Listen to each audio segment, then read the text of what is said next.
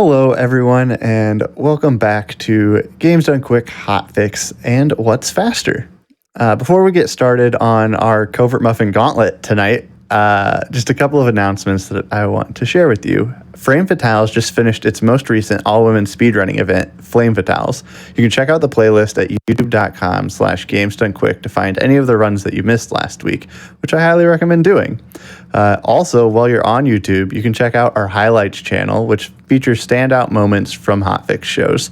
If you use !highlights in Twitch chat, you can learn more about that.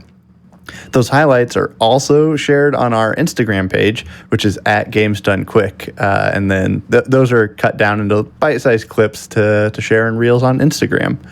I think that's all I have. So I'm going to go ahead and talk about what the show is tonight. So tonight we have 3 races, all 3 of them featuring Covert Muffin playing Ori and the Blind Forest Randomizer. But they'll be a little different every time. And the first race is against Imre running Hollow Knight.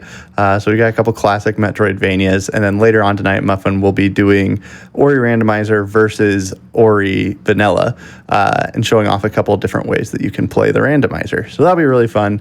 And to talk about it more, I'm going to go ahead and throw it over to Covert Muffin. Hi, I am Covert Muffin. Ori and the Blind Forest Randomizer is actually my most run speed game. I'm probably getting pretty close to over 5,000 hours in it now over the past many, many years. But I'm very excited. The first seed we're going to be doing is going to try and benchmark between an hour and 20 and an hour and 30 minutes, where I am going to be running 100% for the randomizer, which is not quite the same as the base vanilla game for 100% as a category. For the randomizer, it just means collecting every single pickup. So we're going to see every single pickup on the map, as well as some additional pickups that were added into the randomizer. But also, I will be doing every single escape sequence, every single dungeon, just all of the content within the game itself. So I'm very excited. This is a really cool category for the randomizer. Awesome. And also, we have Imre. Imre, why don't you tell us about this Hollow Knight run that you're going to be doing? Hi. So I'm actually not that experienced with this particular category, so I learned it for the show. So I'm really excited to actually race Covert with this and see how it goes. True Ending is the category that has to defeat the base version of the Radiance. So we're going to see a ton of boss fights because we need a ton of essence collection, and it's going to be fun. Awesome. Well, if you're both ready, I think we're ready to go ahead and get started. Yeah, let's do it. All right. Let's go in 3, 2, 1, go. Good luck. Thanks. Okay, so as we mentioned, these are 2D Metroidvania games, so they are going to be looking in, and so we're going to be moving up and down and then left and right throughout the entire game. For Ori in particular, the way of attacking is just going to be collecting in a building known as Sign, which gives you sort of an auto-attack turret. But here in the randomizer, all of the pickup locations are actually the same. It's the pickups that you'll actually end up finding at those locations, which are going to be the things that are randomized. But there is some form of logic associated with that, so it just basically means that every single seed I start, I'm guaranteed to be able to finish. But for now, all I'm going to be doing is grabbing signs so I can actually attack things, and then just trying to find my first skill, which is going to allow me to check more and more pickups.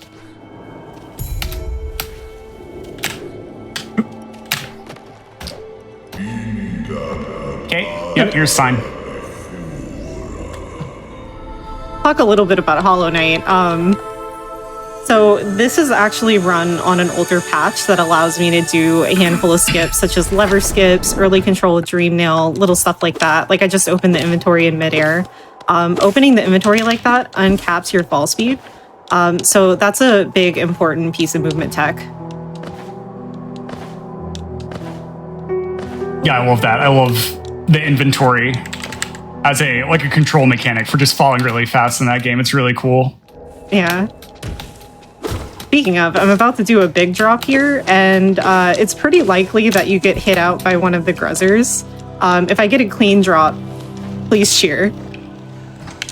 Let's go. Yo! We've done it. Bless. Okay, So far, just finding some resources. These keystones in the top right corner of my screen, which I believe I'm on the right, will show 2 keystones. They're going to allow us to open doors like this. But it doesn't matter where you find the keystones, they're kind of that universal resource. So any keystone I find can be applied to the doors. And there in the poison water, I just checked a pickup, which is going to be a map stone. And we will be collecting that later, right? Because this is 100%, so I definitely do need to grab that pickup later. But map stones are kind of like transferable pickups. So when you turn in a map stone into a map altar, in the base game, it like reveals where pickups are on the map and reveals section areas of the map so you know where to go. But for the randomizer itself, it actually gets us a pickup as well. Because as speedrunners, we just know where every single pickup is on the map itself. Okay, another keystone. But no skills yet besides sign. Oh, there it is. Okay, so we now have found wall jump, which very nice because wall jump is actually the first skill you get in a vanilla playthrough, which is going to be really nice for actually being able to interact with walls. Because the way the randomizer is sort of set up, it could have been like 30 to 60 minutes until I would have found any form of like wall interaction. But having wall jump this early is a very nice and comfy skill.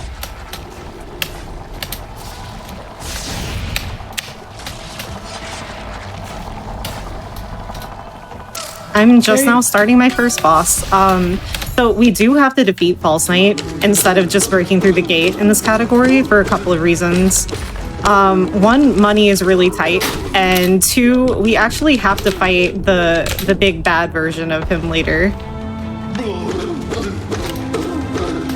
All right, so I actually just found charge jump as well, which charge jump is actually the last skill you normally find in your vanilla playthrough of the game.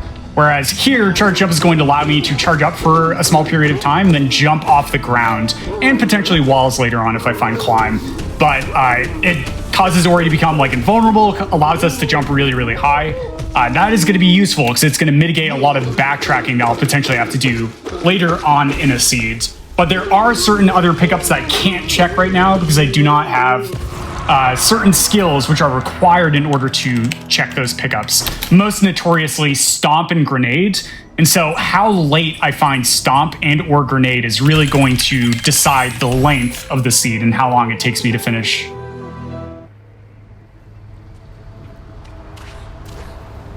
Okay, so there I actually just did a glitch. So whenever you see me open up the ability menu and start moving around with it, that is a glitch known as Save Anywhere. And basically, whenever you level up an ability, it just saves the game.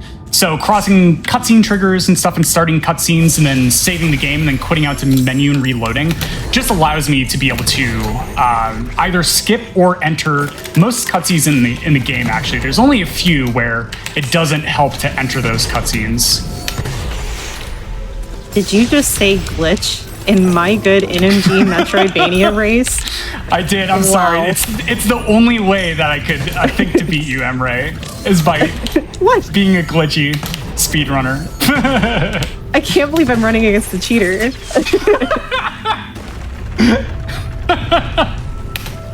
Unfair. This is foul. No, I win by default.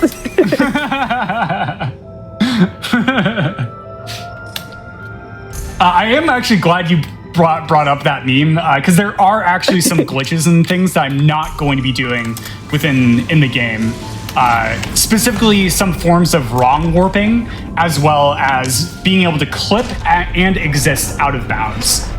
None of that is going to be allowed for me in the speedrun. So it's kind of close to like the all skills, no out of bounds, no teleport anywhere category, which is the most popular category within the main game leaderboard. Yeah, well, that's really interesting. I mean, I'm just memeing, just so you'll know. Yes, this is no major memeing. glitches. I'm definitely going to be doing some glitches. Actually, there is one big one coming up. I have a friend, actually the friend I'm visiting right now, who is a programmer, and I explained how this works to him, and he was just like, no, how does that even happen like that? So what I'm going to do is I'm going to attack an Elder Balder from a specific spot after moving the camera left and then back right. And what's going to happen is the fireball is just going to sit on top of him. And he dies in 1. That seems balanced. Yeah, they did patch it, unfortunately, but they patched it in a really not fantastic way. They made it to where fireballs don't go off the side of the screen anymore. Oh, no. Yeah, that was not the best fix they could have done. It's kind of like changed how we do some arenas in like later patch versions of the game.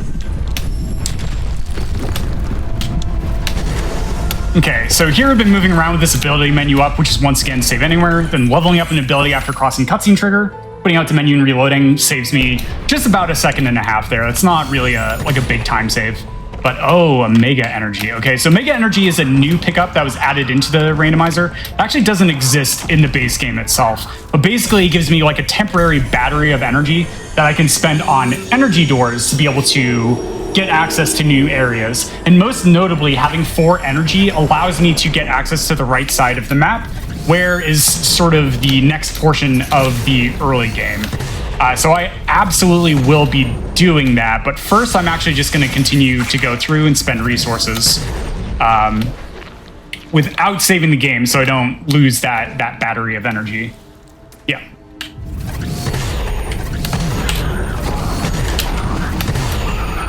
Okay. Oh, Swamp Teleporter. Okay, so that is a logical right side access to the map. So basically, you can think of like the right side of the map being the mid-game area, and then the left side of the map being the late-game area for just both the vanilla game as well as the randomizer. So I'm going to be spending a lot of time on the right side of the map to just try and find some other skills which we classify as power skills, which allow me to check a high number of pickups or pickups at a very high density. Which will expedite the process of clearing out the seeds. Okay. But for now, we can just spend resources like keystones to open up key doors, go visit trees because trees have a pickup at it, so I can be able to collect that. Oh, yada, no. yada, yada. Oh no. I can't believe that just happened. I got hungry walled because they got knocked back by an enemy. So Kervert knows what hungry walls are. But so what happens is for the first couple of frames after firing a fireball, it's actually backwards. So if your back is too close to a wall, it'll just eat the fireball on the wall. Yeah. Unlucky.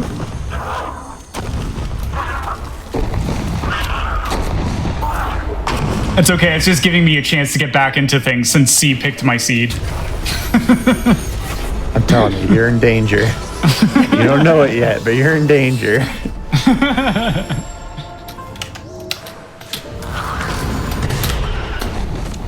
Okay.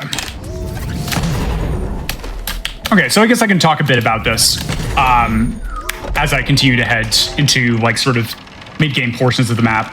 So as I go to these skill locations and activate them, in the base game, those are what usually give you the skills. So that tree down there normally gives me Charge Flame, but of course it's a randomizer, right? So that pickup itself is randomized itself. However, we added in a system for being able to track down the 3 dungeon keys in the game, which are Water Vein, Gumon Seal, and Sunstone, abbreviated as WV, GS, and SS. So when I activate three skill locations and then a subsequent 3, so 6 and then 9.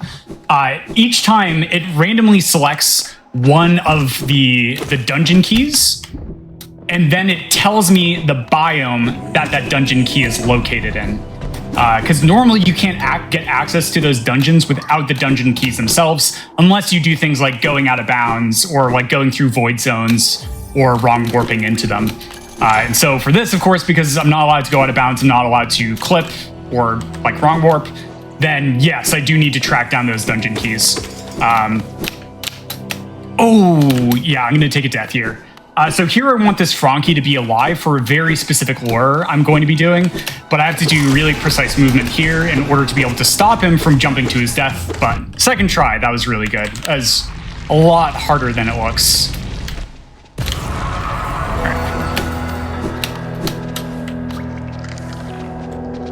Ooh, Forlorn Teleporter. Okay, so I just found a teleporter to one of the dungeons, so I no longer need Gumon Seal to be able to get access. And there I just found Charge Flame, which is going to allow me to break these blue plants here, as well as blue colored walls.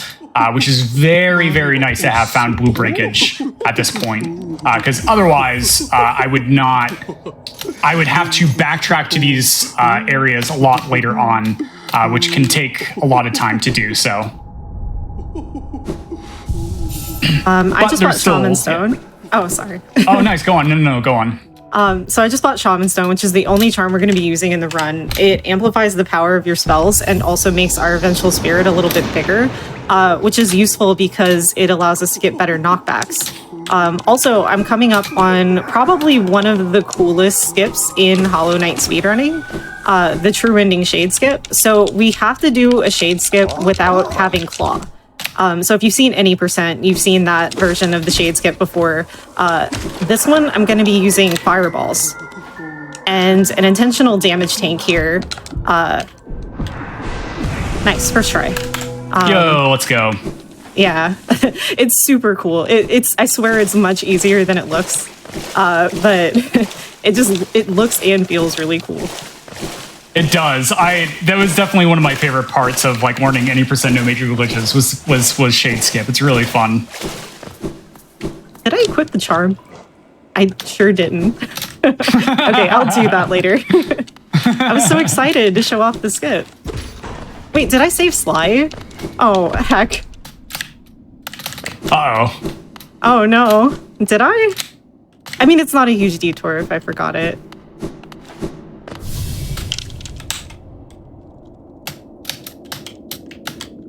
All right, so we're coming down into Moon Grotto, which is normally where you end up getting your third skill of a normal playthrough of this game, which would normally be Double Jump at Double Jump Tree. However, we are here with Charge Jump, which is like the final skill you would get in a playthrough, as well as Charge Flame, which is actually honestly on track, right? So the only skill we have, which is out of the ordinary, is actually Charge Jump right now. Okay. Yep. Nice. All right. So upcoming here is actually going to be a really cool mini boss. I'm going to go for a really difficult strat to be able to get a first cycle kill on it. So Charge Jump actually deals 50 damage each time you hit it. And you can only proc damage once unless I exit and re-enter the hitbox of the boss. But I let go of Jump just a little bit too soon there to be able to get the 1 cycle. But I'll take a 2 cycle. 2 cycle is really good as well. I have another neat trick coming up. Yeah, go. It's little, don't worry. So you can pause to get early control. And if you do that, you can leave this room before Seer actually has to interact with you. And the coolest thing about it is that you're on your face dashing. Yeah, that's right. Because it's like doing the stand-up animation or something, right? Yeah. Yeah, that's so good. I love it. Okay. All right, but yeah, we're still just looking for like any skill, like any other skill at this point would be great. But with this like toolkit and this skill set, it could literally be another 30, 40 minutes until I find my next skill if the seed is really mean. So we'll see what happens. Let's go, mean seed. Yeah.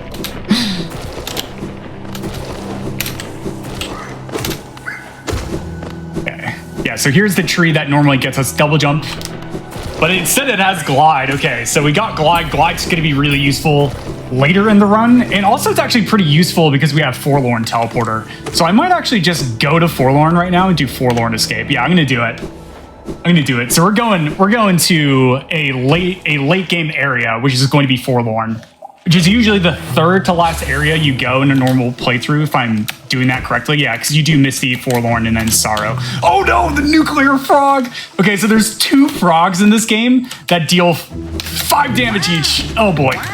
And so, yeah, so if I just get hit, and then I just die instantaneously. All of the other frogs deal 2 damage per attack.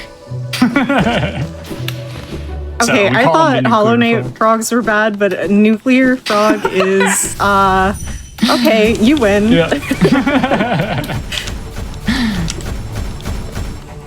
But yeah, as I mentioned, like, this is actually a pretty late game area, so, like, only having 5 health is actually very, very low. So I have to be incredibly careful as I'm going through these areas. And this is one of the reasons why I love the randomizer especially, is because mistakes can be incredibly punishing in the way where if you just continue to infinite yourself, then you can have a really hard time of getting through seeds and stuff like that.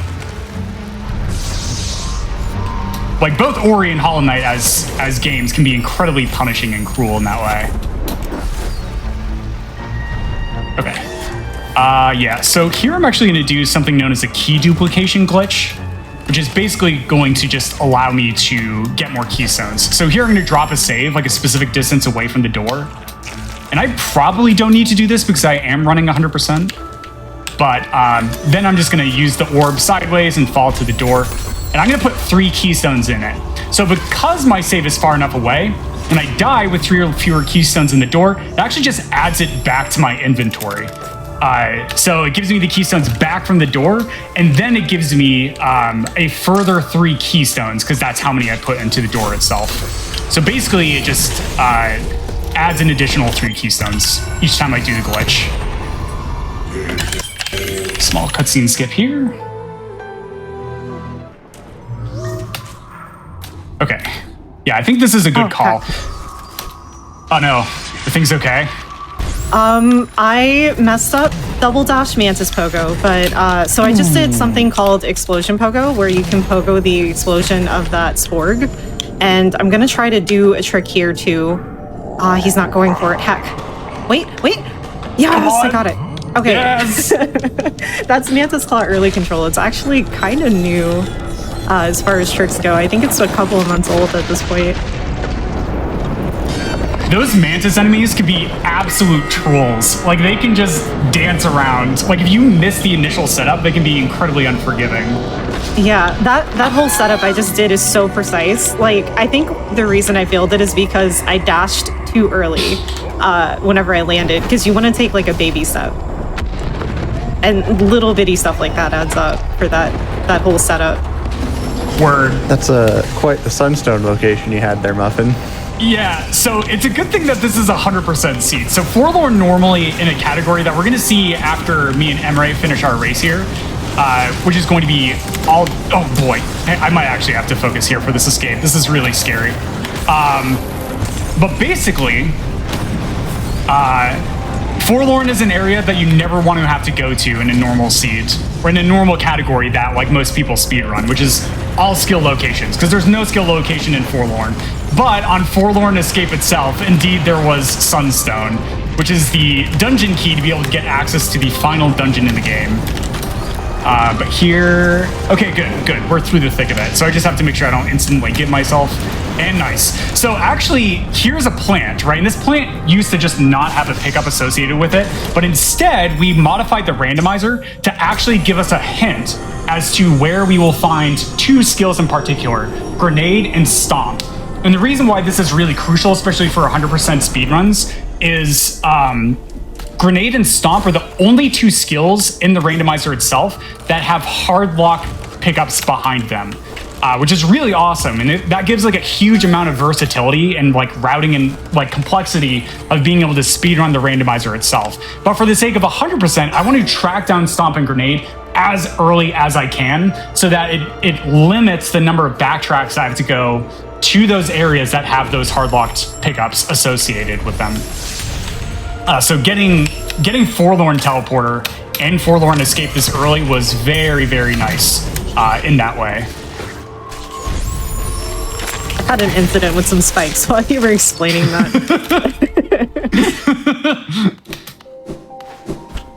Yeah, I paid the spikes off. I'm sorry. That's fair, I get it. It is a competition.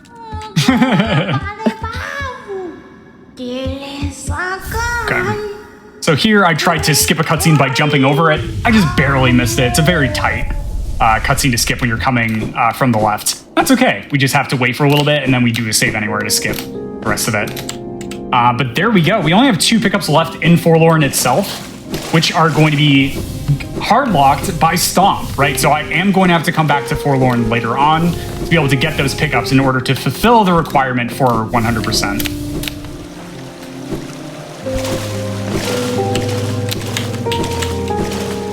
Okay, cool. All right, So there I leveled up. Leveling up actually fully refills health and energy, as well as gets us an ability cell. There we go. That we can spend on abilities and spend on those like cutscene enters and skips by utilizing save anywhere. So it's very, very useful to have a lot of ability cells in general. But here now I'm just going to be doing general cleanup in an area because I have a nice skill set to do so. Right, charge jump allows me to jump very high, and then charge flame is going to allow me to break plants. Like that plant, I don't even have to break a floor up there. I can just do it from underneath the floor itself. But we're going to go finish off Lower Grotto now. Did I do this yet? Yes. Ending is one of the weirdest routes in Hollow Knight. So you notice I'm running a bunch of errands, I'm grabbing a bunch of relics. Once I'm done with all of this, I'll have basically all the money that I need for the entire run. Because we do have to spend a lot of money, because we have to get the lantern, but we also need 800 so that we can buy something called the Elegant Key, which is going to give us our main spell for the run.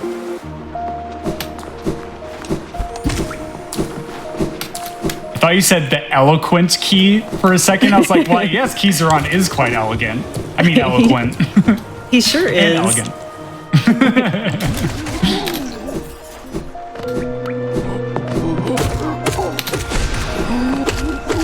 Okay. All right.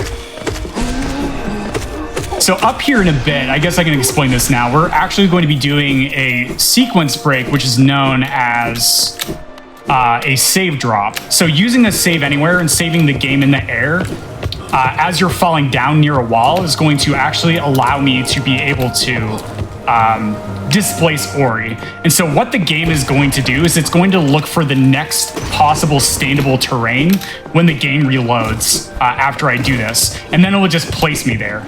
And this is important because in this game, there are instant death lasers. Like, it doesn't matter how much health you end up having. So there's an instant death laser, but we're going to see this in a sec.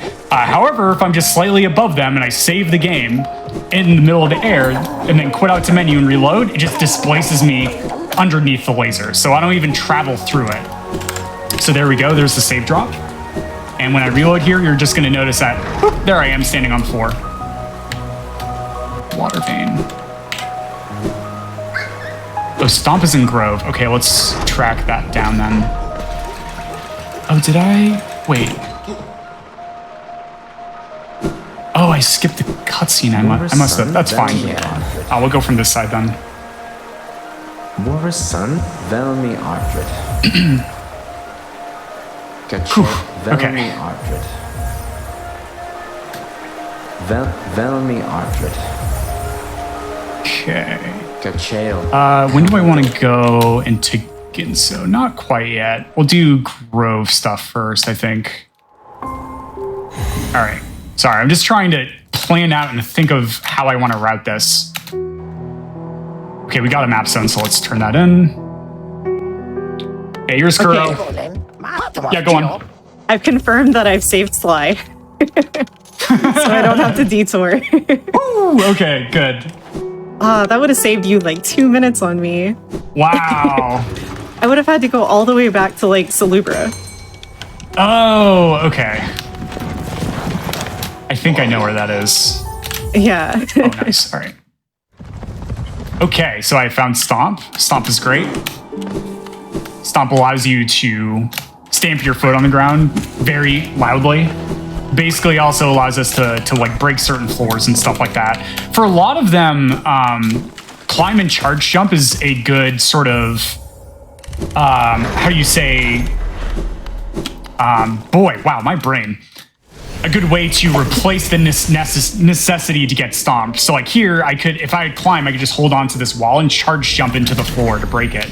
But no, instead I have stomp, so I can just walk up and hit it with a stomp. There's also a Baneling up there we can use. Health zone? Oh no, I dashed the wrong way. Okay, I'm doing this until I get it. I'm going for Pogax. Pogax is a trick that for a long time we thought was impossible until a couple of people labbed it out and found his setup. Second try. Yo, Pog, let's go. Yeah, there's a lot of neat tricks in Crystal Peaks. I'm coming up on another one. If I do all of the movement perfectly and also get lucky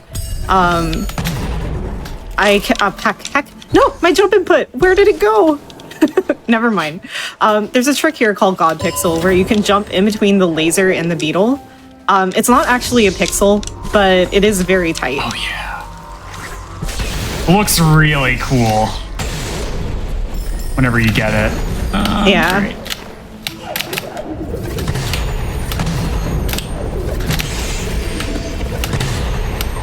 So we found our next skill, which is double jump. Double jump is like the skill that you want to find every single seed, but actually does not really lock that many things progression-wise. Like there's only a couple of pickups I can think of off the top of my head that are locked by double jump in logic. But me as a speedrunner, I like very rarely to never require double jump to be able to get access to those pickups themselves. But it's just one of those things that supplements any sort of skill combination that you have currently. It gives you air retention, allowing you to stay in the air for longer. Allows you to get just a little bit extra height to be able to get over things. And then when we sort of spec into triple jump, as well as potentially find extra double jump, it's going to allow me to be able to just further utilize all of that. There's also some really cool sort of momentum redirecting that I'll be able to do as well. If we get grenade jumps, which we will. Where am I going next? Blackbird? I'm just gonna take a moment to scream about what just happened. I've never actually in my life made that mistake. No. So it's actually really neat. So I wasn't punished there with the crystal cycle because it's actually not a global cycle. It starts firing lasers once you're in a certain proximity of it. And that's why the pattern is always the same, even if you mess up like that. Yeah, that was silly. And look at that. That's how precise our geo routing is for this part of the run. I had exactly 5 left over. Yo. Okay, these spikes right here, they are instant death. They deal like infinite damage.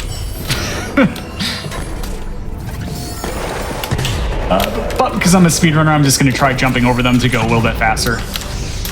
Oh, there's another nuclear frog. There's the other one. Literally fires nuclear warheads at your face. I just love something about the phrase nuclear frog.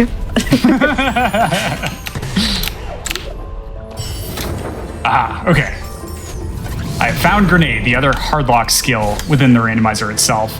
By itself, stomp and grenade are pretty good. They have some really cool sort of tech that you can do with them. But for the purpose of 100% for the randomizer that I'm running currently, I haven't really found any of those other skills to really cause them to pop off. I'm looking for one more skill in particular, which is climb, but then also a skill like bash can pair really, really, really well with grenade as a form movement tech. But here is going to be a zombie Ori where I'm going to die and then save the game. And then, because existing at 0 health doesn't actually cause Ori to die, it's at reaching 0 health and then taking some form of damage. There is just some really difficult, precise movement. But because so both of the Oris have a zombie glitch? That's neat. Yeah. Oh. It is, yeah, that is something really interesting, is because like the two Ori games are very, very different. Like Hollow Knight took inspiration from Ori and the Blind Forest, and then Ori and the Will of the Wisps, which is Ori 2, took a lot of inspiration from Hollow Knight. Like definitely a lot of the combat. Yeah. I really liked my short time running Ori 2, but I had to use God mode. Apparently God mode is a little slower, but it's really neat that it exists. Yeah, it is. Yeah, so there's a glitch in Ori 2 that allows you to like be invincible, quintessentially, which is cool. Yeah. Okay. So I am 100 out of 256 pickups, and we're 30 minutes in. This makes sense. The density of pickups in the early game is a lot higher than the late game itself, especially for when I have to do a lot of backtracking, which honestly, I might do a little bit of that right now. Yeah, I guess so. Let's do like Glades cleanup. Where have I not been yet? Oh, you know what? We could do Ginso as well. We'll do Ginso after this. So Ginso is sort of one of the most sort of memorable dungeons within Ori itself. It's the first one you go to out of the 3 dungeons. And it has the escape sequence where you're being chased by the raising water levels. And also where you get Bash, which is like the most memorable skill in Ori and the Blind Forest in particular. Okay, so there I just leveled up the ability Ultra Defense, which is going to cause some things, not all things, to deal half damage to me. So this poison water now is only dealing half a health of damage to me. So even though I haven't found clean water yet, which is what you normally get at the end of Ginso Escape, I can just start damage tanking these swims really, really effectively. Oh. Right, here we go.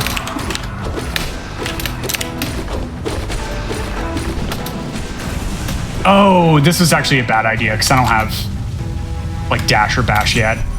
That's okay. That's okay. I wonder if there is a way for me to be able to do that. There might be. I'll try. Maybe I have to do a pause float. Sorry, there's a pickup over here that's going to be really gnarly to get, but I'm going to try doing a actual recent discovery of a glitch in Ori called a pause float, potentially. We'll see.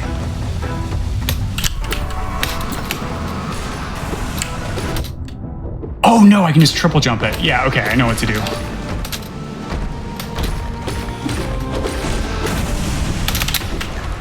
That was Watcher Night. I didn't really talk about everything that I did before that, so I decided to show off the Folly early control. That is something that they patched out also, of course, where you can lure a Folly into that room with Shade Soul, and it knocks you out of the animation, which allows you to quit out early. And I'm actually using my loadless splits in the background. I don't think y'all can see it on stream, but I'm checking to see my split actually split on an item. That way I know it's safe to quit out on something that you can't really see a visual cue for yet.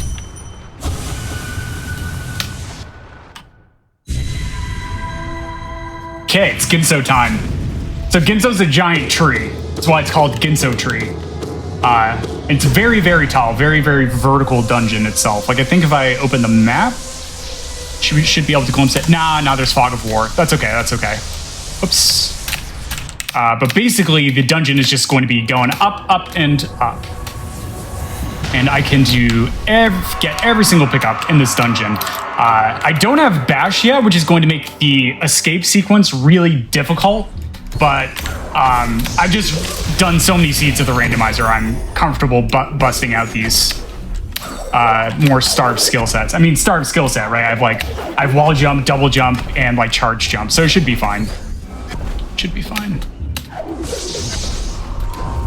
Oh yeah, so here's a projectile puzzle, but if I just let go of charge frame within like a few frames, oh yeah, nice. First try. Wow, that's amazing. That is incredibly precise.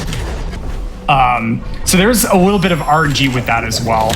But here's the mini boss. I'm just going to try and charge jump into it, which is very tricky on some of the locations because it randomly chooses where to go. But we just got good RNG there and a nice first hit. So mini boss deleted.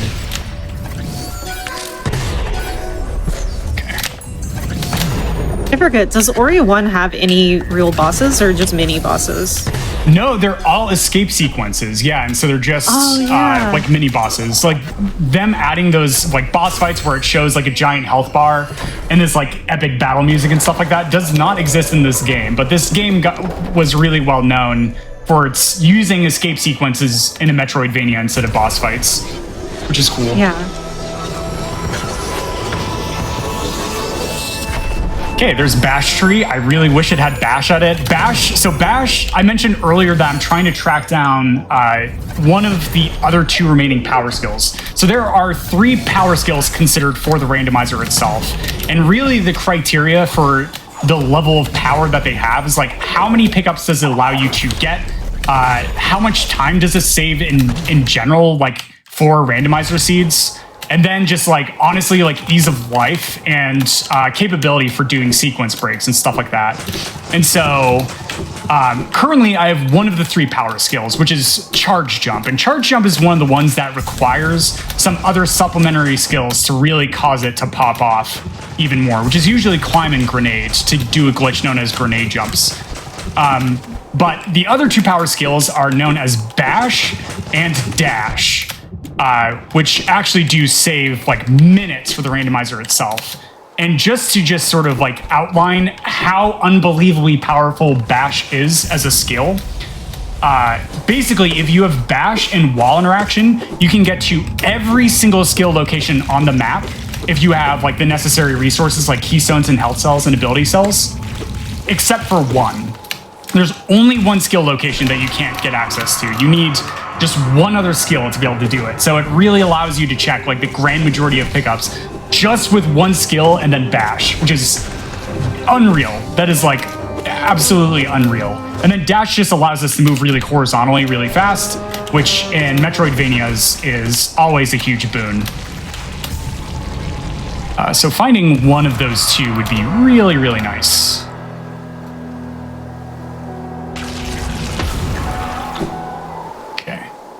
But that's okay. I'm fine. So now that we have Shade Soul, you can see I'm finally starting to do like a ton of boss fights. This category really is like basically a boss rush kind of category, but we're only fighting the bosses we need. This fight in particular is very cool, and I'll explain why in a little bit. Most notably is that in True Ending, since we only have Shade Soul, we can't stun lock him like we can in like 112, for example, because we don't have B-Dark. So the entire fight is just lining up double hits. So you're gonna see me like methodically decide where I want to attack him from.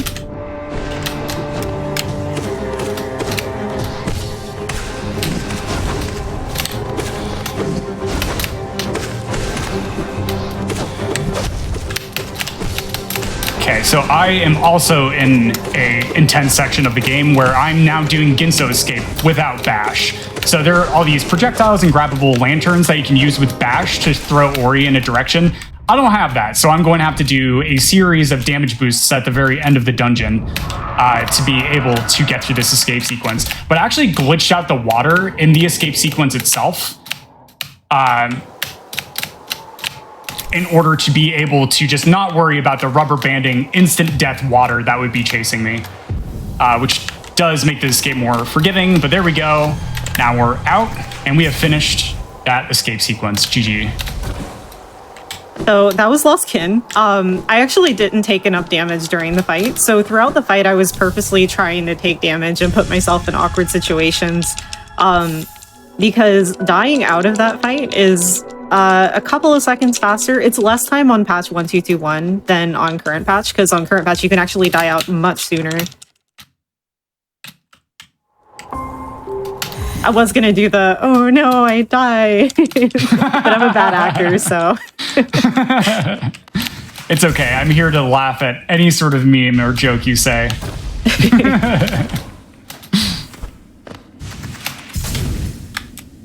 Oh no. Okay, we're fine. This is fun. Okay. Yeah, so we're gonna head over to Stomp Tree now, which is another skill location that we're gonna see in all of the seeds we play through tonight. But without Bash, it is a little bit trickier, but I just have so many nice supplementary skills, especially with Glide and Double Jump, that allow me to just like retain myself in the air as I'm moving horizontally around the areas, which is really, really a massive advantage in Ori especially. Okay. Okay, so I did this a bit out of order than what I may have wanted to. That's okay, that's okay. It's all right, so we're gonna just, we just lost like 30 seconds to bad routing, and that's totally fine. Oh, I'm missing a little bit of soul. I'm apologizing to the maggot lovers in chat.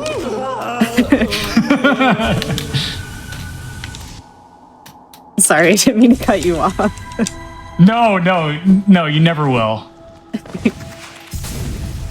This fight is a little bit sketchy. So in phase 1, I really want to double hit with every single one of my my Shade Souls.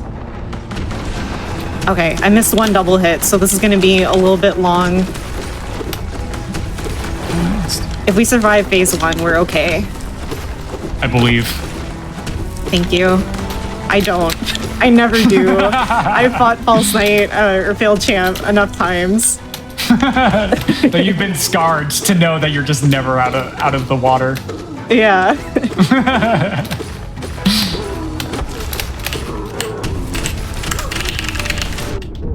So the thing that's neat about... Oh, okay, I'm getting health, actually. The thing that's neat about Failed Champ... Hold on. I'm gonna do some weenie strat.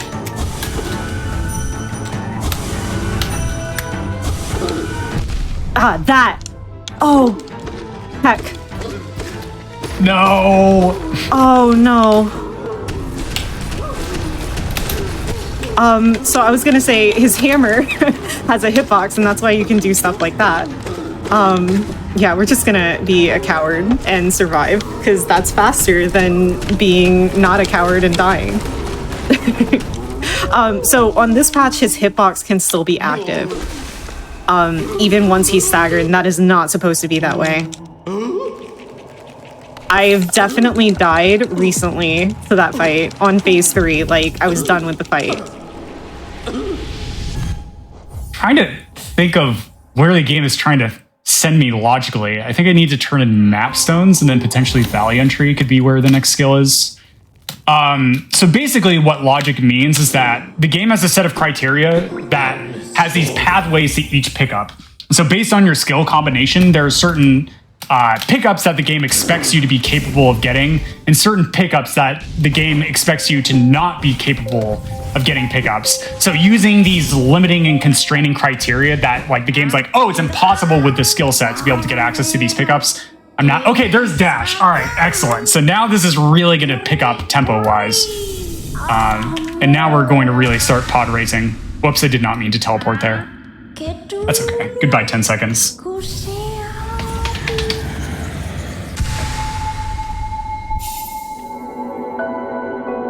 Right? Yeah. Okay, maybe I just do Swamp Swim right now, I guess.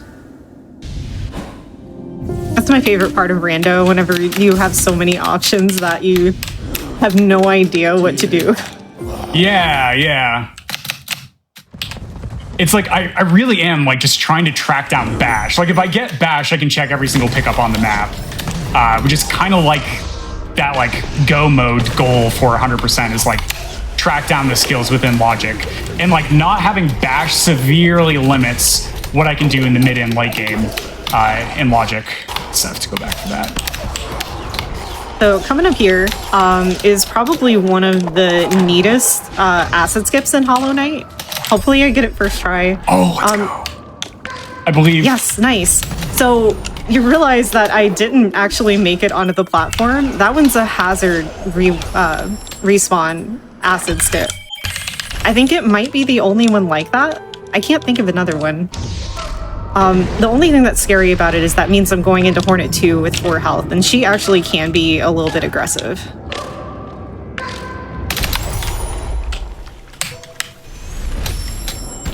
I think that's enough health. So here, once again, even though the water is blue, the water's actually not clean because I haven't found clean water as a pickup yet. Which normally in the vanilla playthrough, you actually end up finding by exiting Ginso Tree through the escape. But of course, because this is a randomizer, it was not clean water afterwards. So here I'm just dropping saves, taking intentional deaths to bring my save off cooldown, and then saving again in order to just heal health while I just go through and then do this poison swim itself. Ow. No. Oh, heck. Okay. Stop being scary. Hornet, please. Hornet, stop it. Oh, God. I bribed Hornet, I'm sorry. It's okay.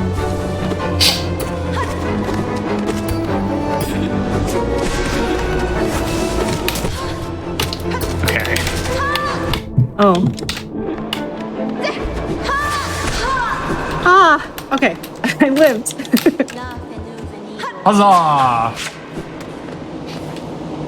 Alright, I might just go left side and just do it without Bash. Where could Bash could be in Horu. Oh, that would be really mean.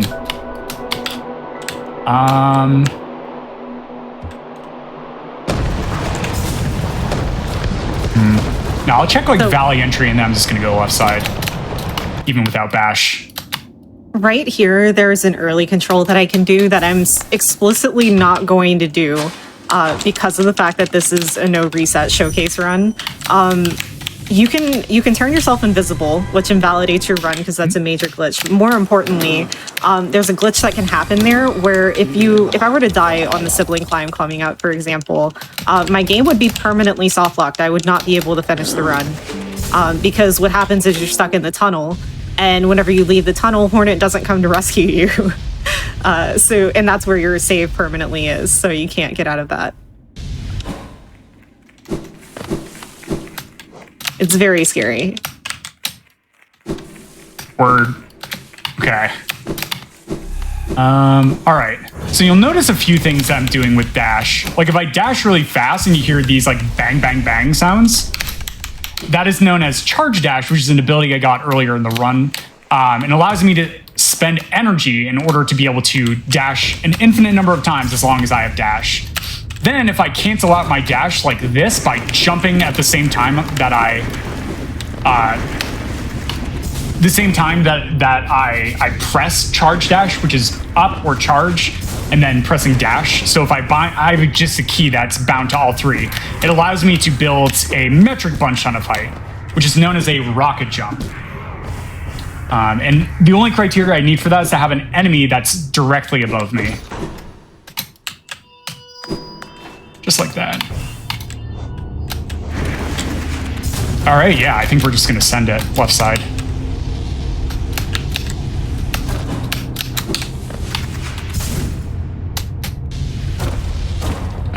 Oh, here's a cool skip. It's very cute. So this is another reason I'm running with splits, but here all we have to do is dip our little pinky toe in the water, and that gives us shade cloak.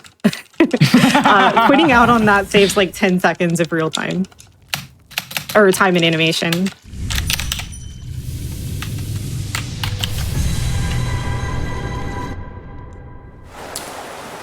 All right. Here I'm actually going to set up for a really cool trick, which is going to be, we don't really have a name for it because it was discovered in Rando. I forget who first discovered it. Maybe it was Mad Insane. But there I do a very specific glitch known as a dash glide where I return neutral inputs after dashing to the left. And then that allows me to carry my momentum into this cutscene. Here I just stacked two cutscenes together. One was the cutscene where I'm looking at Kuro there. And then the second one is where I trigger an instant death kill plane. But because I was in the cutscene itself looking at Kuro, I'm actually intangible during that. So I'm able to not die. However, this severely bugs out the game, and I can like currently not save the game, actually, through a lot of normal means. So here, just doing a rocket jump, and then another one is going to allow me to get up. But here, breaking these rocks is going to be sort of the trigger for the next skill location, or the next skill tree, if you will, which normally gives us glides. And then this is going to save the game for me. Then when I quit out to menu and reload, it will actually end up allowing me to re-enter the game. If I didn't do that glitch where I stacked the kill plane and the cutscene itself, then the kill plane would just always remain active and then reactivate whenever I took a death. But because I glitched it out, boom, like, we're good to go. We're good to go. Cool. That is like one of my favorite glitches in the Rando itself.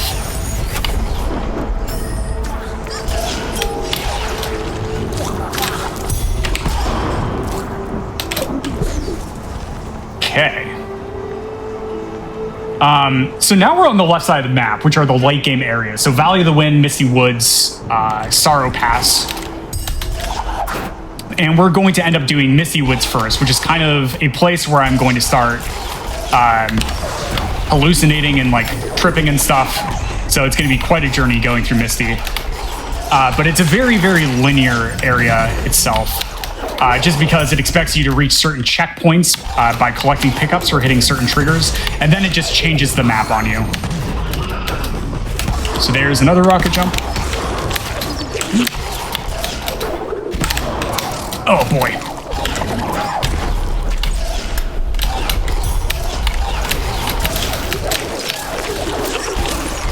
Okay, but normally with Bash, I would be able to grab onto like all these enemies and use just Bash to be able to get past them. But without Bash, I actually have to end up either destroying them using like charge dashes and stomp, or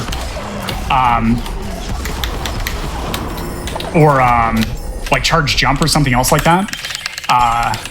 As we skip another cutscene here, or I have to just jump over them and go around them. So not having Bash definitely makes the game a little bit slower, but also a lot more difficult to get through these late game areas. Missed my stop.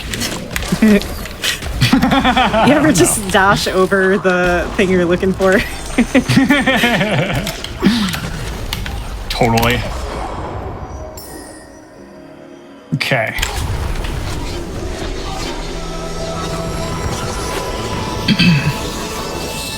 All right, we're like 53 minutes in. All right. Oh, what? No way. Okay, there we go. That's actually the easiest acid skip. I guess I had to fail it once because I'm not going to major glitch. Fingers crossed. You and I both know that's not true. Probably. I can hope. The game's got to be nice to me one day. I will go ahead and take this bench though, because I might end up having to face tank a little bit in this fight. I practiced the heck out of this. Hopefully I can get it. This is going to be the Umu Shade Soul one cycle fight, which is really, really cool. It's only possible in older patches because it requires knocking Umu out of bounds. And Umu can no longer be knocked out of bounds.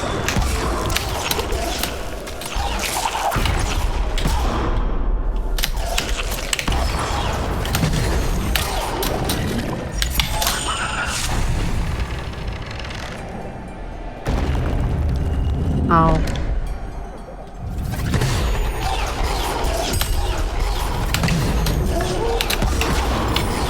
Maybe? No, extra attack. And this is where I would have to face tank. Umu didn't go all the way into the wall like I wanted and expected.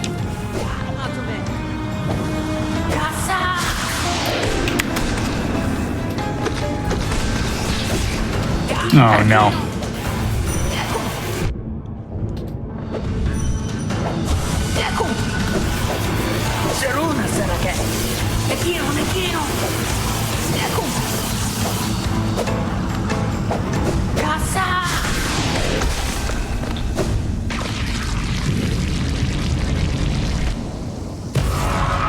Okay, so I'm coming to the end of Misty now.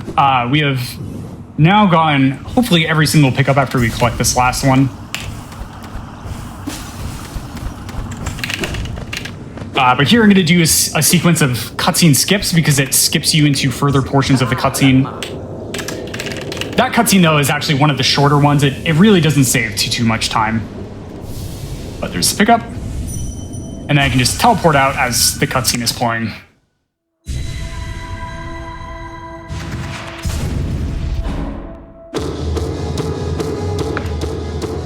All right, so one of the requirements actually for getting the camera to go back into place in certain locations is actually saving the game itself. So there I just saved on the Spirit Well itself. Otherwise, the camera is like majorly skewed over to the left, which is really funny.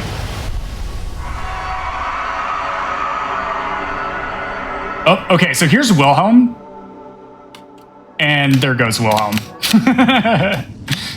So that's an Easter egg frog within the game itself, where when you throw him off a ledge, so you have to collect Sunstone first, and that's what spawns him in. But then with Sunstone having him spawned, then if you end up knocking him off the ledge, he will do the Wilhelm scream.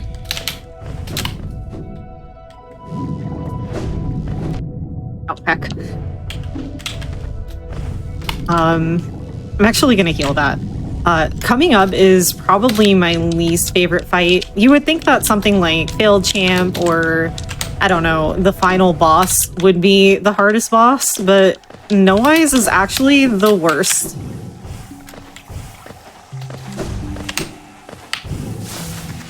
One of the things that makes her the worst is that she can teleport. I think it's like a 33% chance to teleport at any point, and on hit especially. So sometimes it's just really hard to get double hits on her, like depending if she just wants to teleport.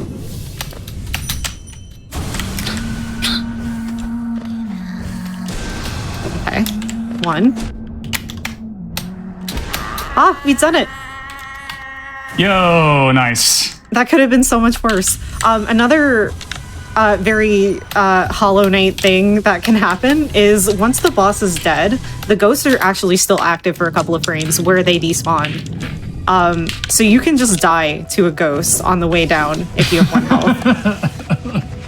It's really fun. Yeah, that is a very Hollow Knight thing. Yeah, it really is. I had a friend who lost a Steel Soul run to basically the exact same thing with like the Nightmare Grimkin.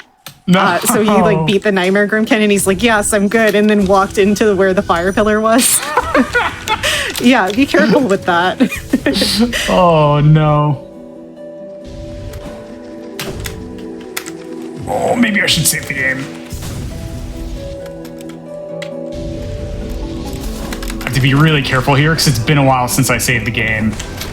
So Ori in the Blind Forest has a very limited checkpoint system in the game itself, and so it's all up to the player, right? When they, oh dang, when they actually end up like saving the game and such. Okay, so I'm gonna save the game again. All right, so here, I'm gonna go for this. This is actually incredibly difficult, and it's been, I want to say, over a year since I've done this trick. But because I don't have bash, these tumbleweeds are really difficult to move around. But this one in particular, if I just stomp it at really specific times, I can actually just get it up. Oh no! Get in there! Yes, I got it! All right, that is so incredibly difficult. Wow. All right. And then I have to charge jump really particularly here to get through this tiny little hole. I swear it works. There we go. Oh, speed running. Wow. I what I love expected the about- tumbleweed to push you out of bounds for sure. I expected it. Yeah, it can happen. That can happen. It's one of the reasons why I love like running the randomizer so much is there's so many of these unbelievably difficult tricks that are like really niche, and I've done hundreds of seeds since the last time I've had to do that trick. And as I was saying, it's like been, oh boy, like a millennia since I've had to bust it out. And there's like thousands and thousands and thousands of these, all depending on what your skill set is, what your objective is, right? And like how you end up doing them. Like the Final Escape has something like 8 different starved skill iterations that you can actually end up doing it in Mount Horu for the Final Escape, which is really, really cool. I could not have reacted to that frog. So I'm in the frog room. Oh no. Hollow Knight's Blessed Frog Room. Every single Metroidvania has a horrible frog part. Literally all of them. I think it's a requirement for the genre. Yeah, it truly is. We were talking about this before the cast as well. Just laughing about frogs.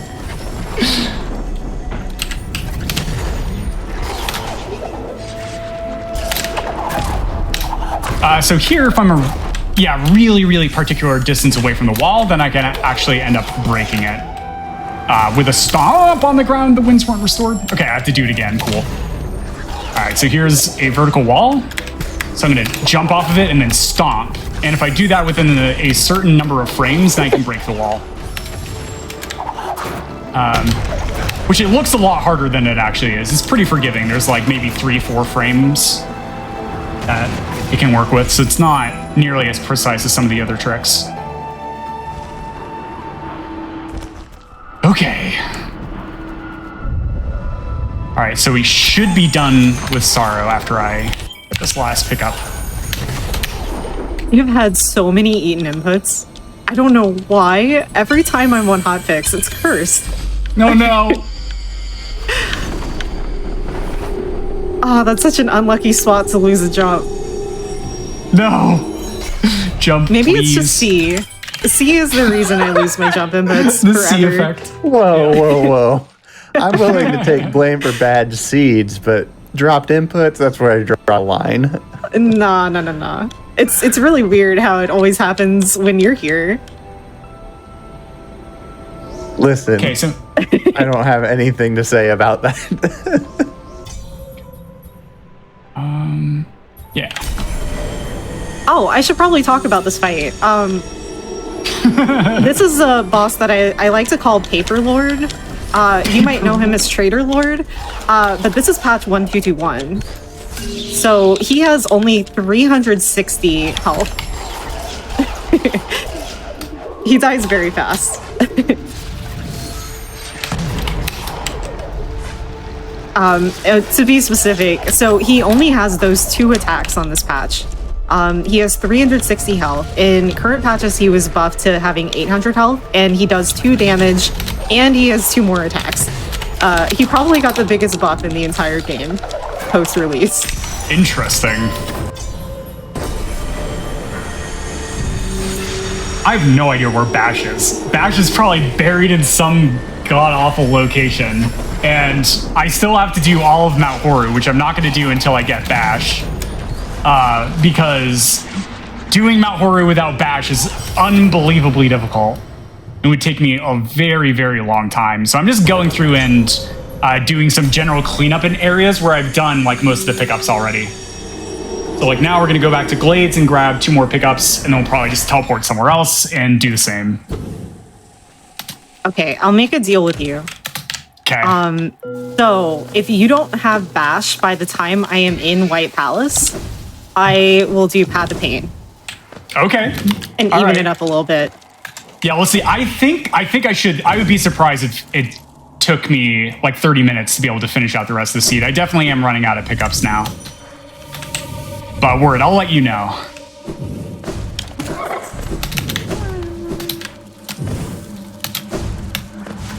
Because Bash could be in Mount Horu. It could just be sitting right there in the front Bash entrance. on Warmth returned. Warmth returned to... no, Bash cannot be on Warmth returned. Tragic. Yeah. There's only 2 skills that can be. I believe one of them... Oh, yeah. One of them definitely is Charge Flame, and I'm blanking on the other one. Maybe somebody from the Rando community can post in chat. It might be Wall Jump. I think it might be Wall Jump. Maybe not, though, because of the double jump gated pickup. Yeah, I'm trying to think. Okay, we also don't have clean water. I might just... Oh, I don't want to do that without grenade jumps. Oh, Valley. Oh, yeah, let's do Valley cleanup. Yeah. Yeah.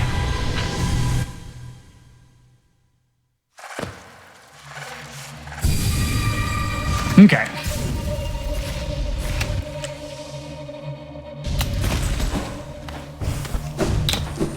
I got that one, right? Oh. Yeah, I did. That was actually the last of the essence I needed for the run, by the way. We need 1800 essence for Awoken Dream Nail, which gives us access to the White Palace. And that's where we get the final piece of the key that unlocks True Ending. And we're also grabbing our last Dreamer here.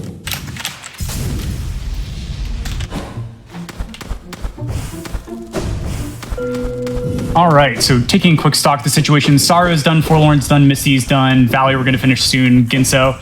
Oh, I have to do Fax. Swamp is done, Grotto's done, Glades is done. Great, okay. Yeah.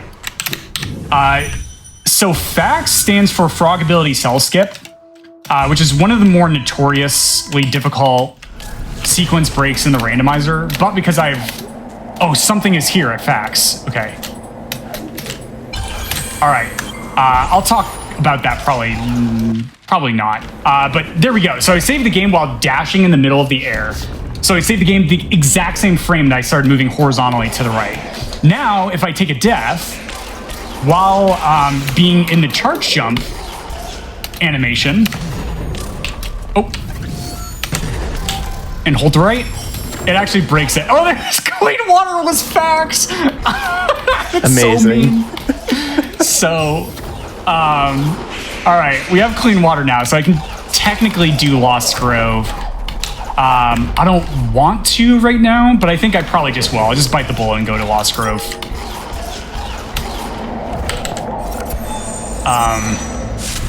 Okay, so we're going to have to watch a 1.5 minute cutscene in Lost Grove because I don't have climb to be able to do something known as a grenade jump. But that's okay. That's okay.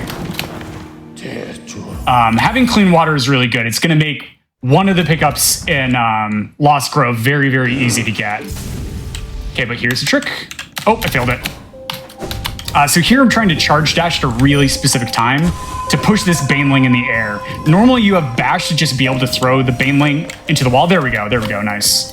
But I don't have bash, so I have to get a little creative. Okay, so we are going down for Lost Grove. So Lost Grove is a very notorious area. It is one of the areas that is hard locked by grenade. You must have grenade to be able to get access to it. But it has like 2 of the longest to get pickups within the entire randomizer itself, which is going to be the Lost Grove Long Swim, as well as a place that we have named Grandpa's House.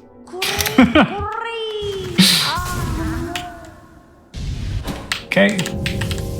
So here, this is one of the first 2 lanterns that we can light up, and it requires grenade to be able to do so. Now I'll open this door. Okay.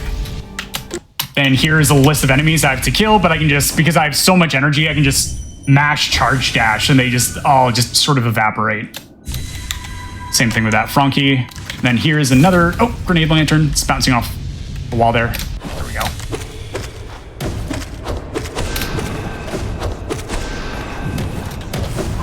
Really? Every backdash? Wow.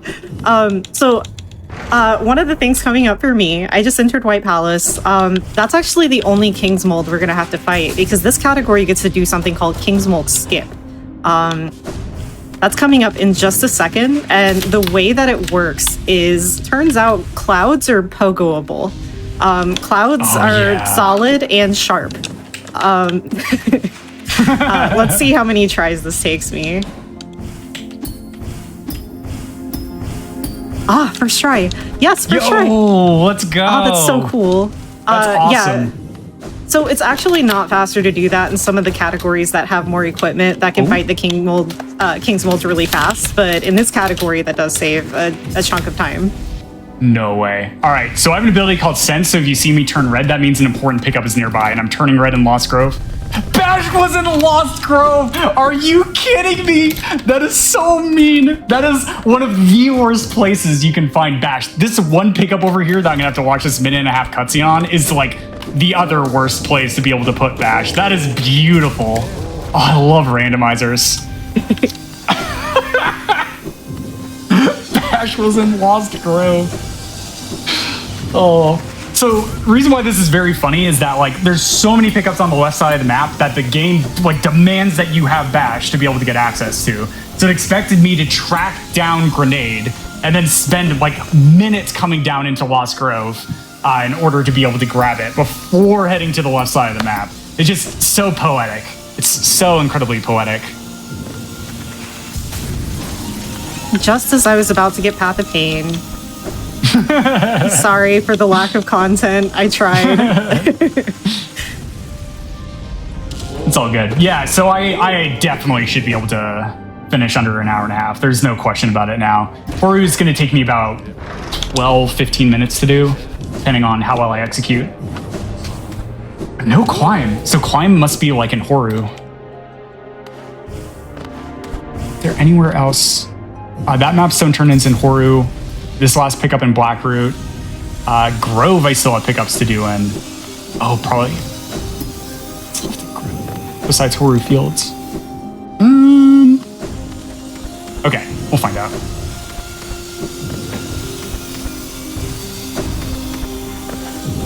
But yay, story time. So normally if we have climb, grenade, and charge jump, we can do a trick known as grenade jumping to zoom like over this cutscene. But if you enter this cutscene, you still have to watch the entirety of it. It's not like that Misty cutscene where you can skip multiple portions of it. So without grenade jumps, you do have to spend like the entire time watching. Oh, that plant. Okay, I got it. I know what I'm doing. Some of the movement in White Palace is some of my favorite in the game, like that last room I just did. I actually never did White Palace casually. I learned how to do it as a speedrunner. And that really, like, I would love to do White Palace casually one day and just see, like, what my speedrunner brain comes up with. Yeah, that would be interesting. I like, the room I'm in right now, I actually have no idea what the rest of it looks like.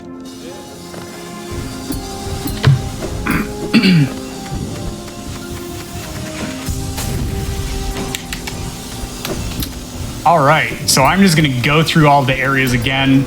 So Glades is done. There's 4 pickups in Grove we're about to get. Grotto is done. Blackroot is done. Swamp is done. Ginso is done. Valley is done. Misty is done. Forlorn's done. Sorrow is done.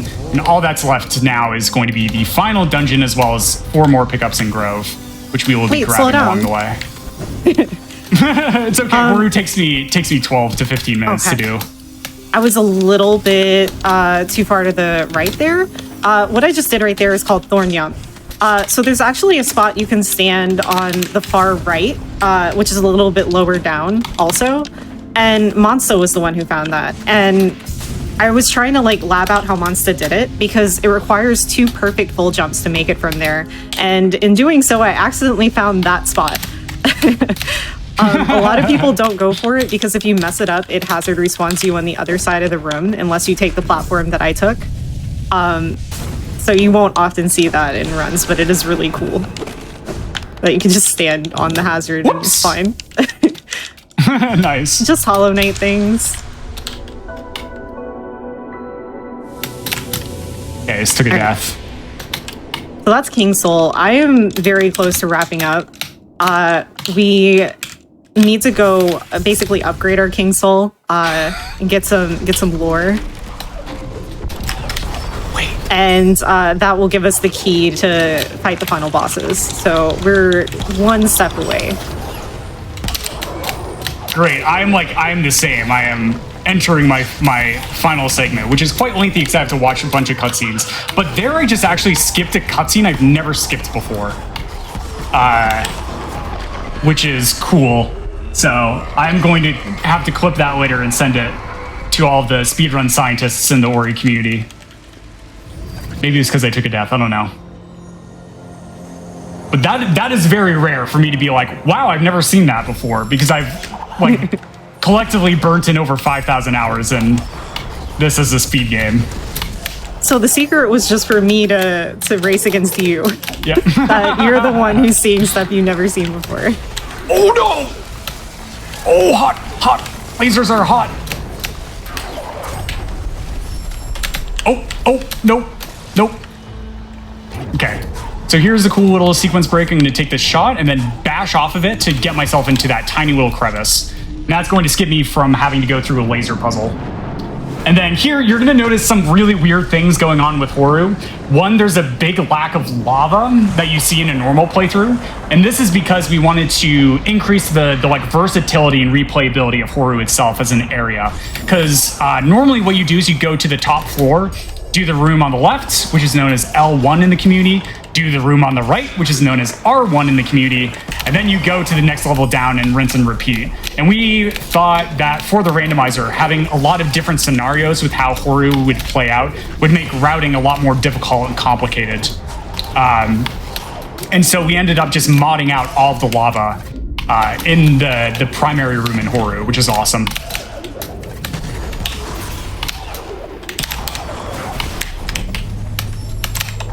Oh, okay, whoops. Accidentally just stomped into lava. This is not a healthy thing.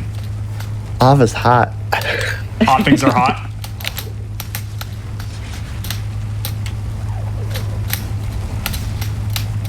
Okay. Normally you have climb, so you can just hold on to the plank, which makes it a lot easier. But here's a cool rocket jump. Boop. And then push this rock. Stomp down. And we're going to go boulder surfing. Just like in SpongeBob. Ride those babies for miles. Yep. Good old pioneers. It's one of my favorite episodes ever from my childhood. I need to go rewatch that. That was the pizza episode, right? The Krusty Krab pizza? Yeah. Yeah, it was. Yes. Yes, good. All right, I'm gonna do a little bitty trick. It does lose time, but it is really fun. I don't have any nail art, so I can't show off some of the other tricks that we can do at Black Egg Temple, but if you do some sort of animation into interacting with the Black Egg Temple opening, you maintain that. So I'm just flying in place now. And I keep it until I transition. So you can use your wings, you can slash your nail. That was great. I love it. You can even do it with like shape of un, so you can do it like as a snail or a slug, and just stay a snail or slug.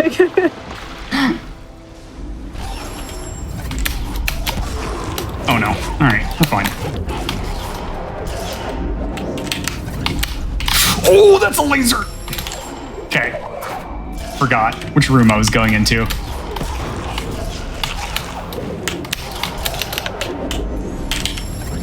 I'm probably going to focus for these fights. The Radiance and True Ending is probably considered one of the most notoriously difficult fights in Hollow Knight speedrunning because you're trying to line up double hits on something that's super high in the air.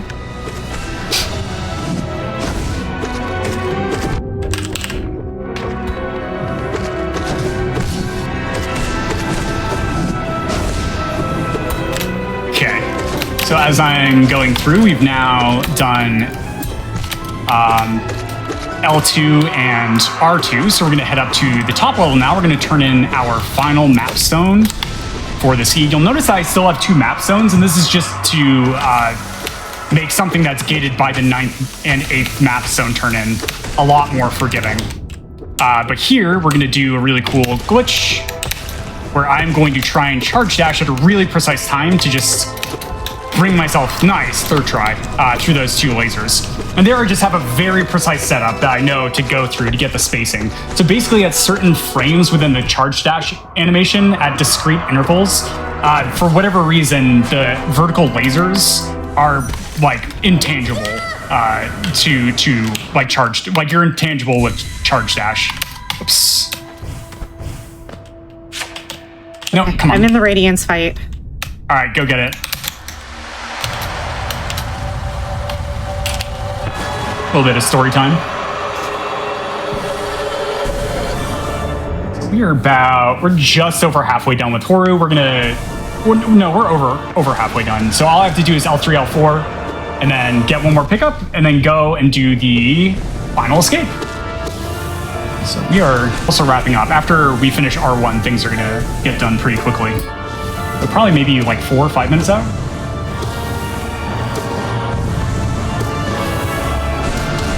Which is awesome. I'm actually very proud. So going into this, I'd never run the seed, but we attempted to like really vet the seed to be within a specific time range to make the race close, and it looks like mission accomplished. Well, I died. I made a handful of mistakes.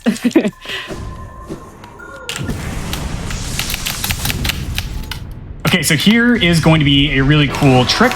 So basically, as the cutscene is playing out, Ori's actually in like different places on the map, I believe is what it is, or it's just simply like saving the game at a specific point. The cutscene ends up warping us back to the entrance. So this is a way that I can use to backtrack very, very fast. So there I saw the pickup message and it went to the main room, and then I just saved the game by using a save anywhere.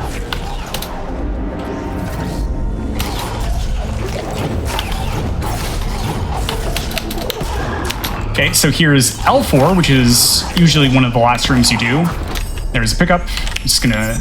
Oh, I didn't mean to save there. Okay, let's take a quick death then. Let's bring it off cooldown.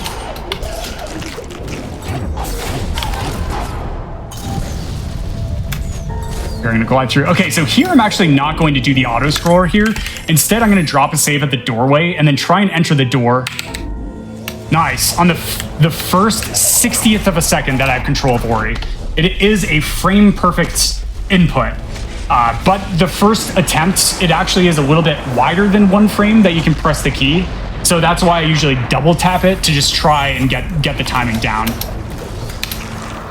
And that is going to allow us to wrong warp in the dungeon. So door warping is actually one of 2 wrong warps that are allowed in both the base game as well as the randomizer. Okay, glad I checked.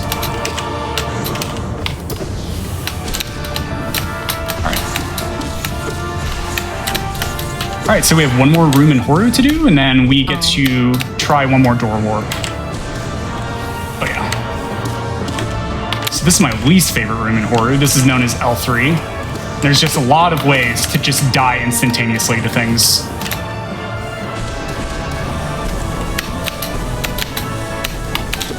But went pretty well, nice.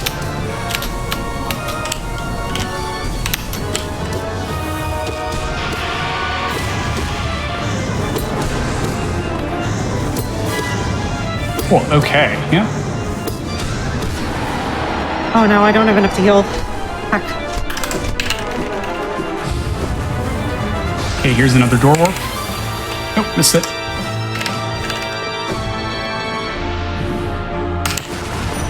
Nice, second try, wow. And this has to be climb. This is, it must be climb. No way, dude, climb was invalidation pickup. Validation climb. Yeah, the second to last pickup, but that's okay. So now I'm going to be going into the final escape, and I'm going to be showing off a glitch known as grenade jumps, which is doing a charge jump off of a wall using climb, and then pressing grenade 1/60th of a second before I jump. So each one of these are going to be frame perfect inputs when I go up and do them.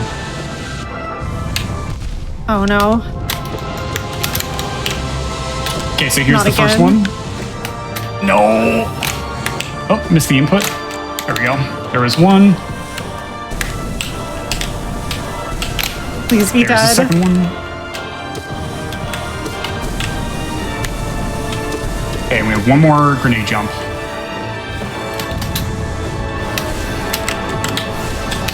Almost spawned Kuro there. That would have been bad. Oh, okay. Nice, okay. And there I landed the last grenade jump there. Time's going to be coming up in about 35 seconds. Oh no, are we that close? No way. Hold on. I just did the last hit on Radiance. Time is coming up when the screen goes black. Oh, wow. No way. I That's might so just good. barely win. Oh, come on. Come on. All right, I've get never ready on mashed so time. hard. It's in 10 Yeah, seconds. Get ready on time too.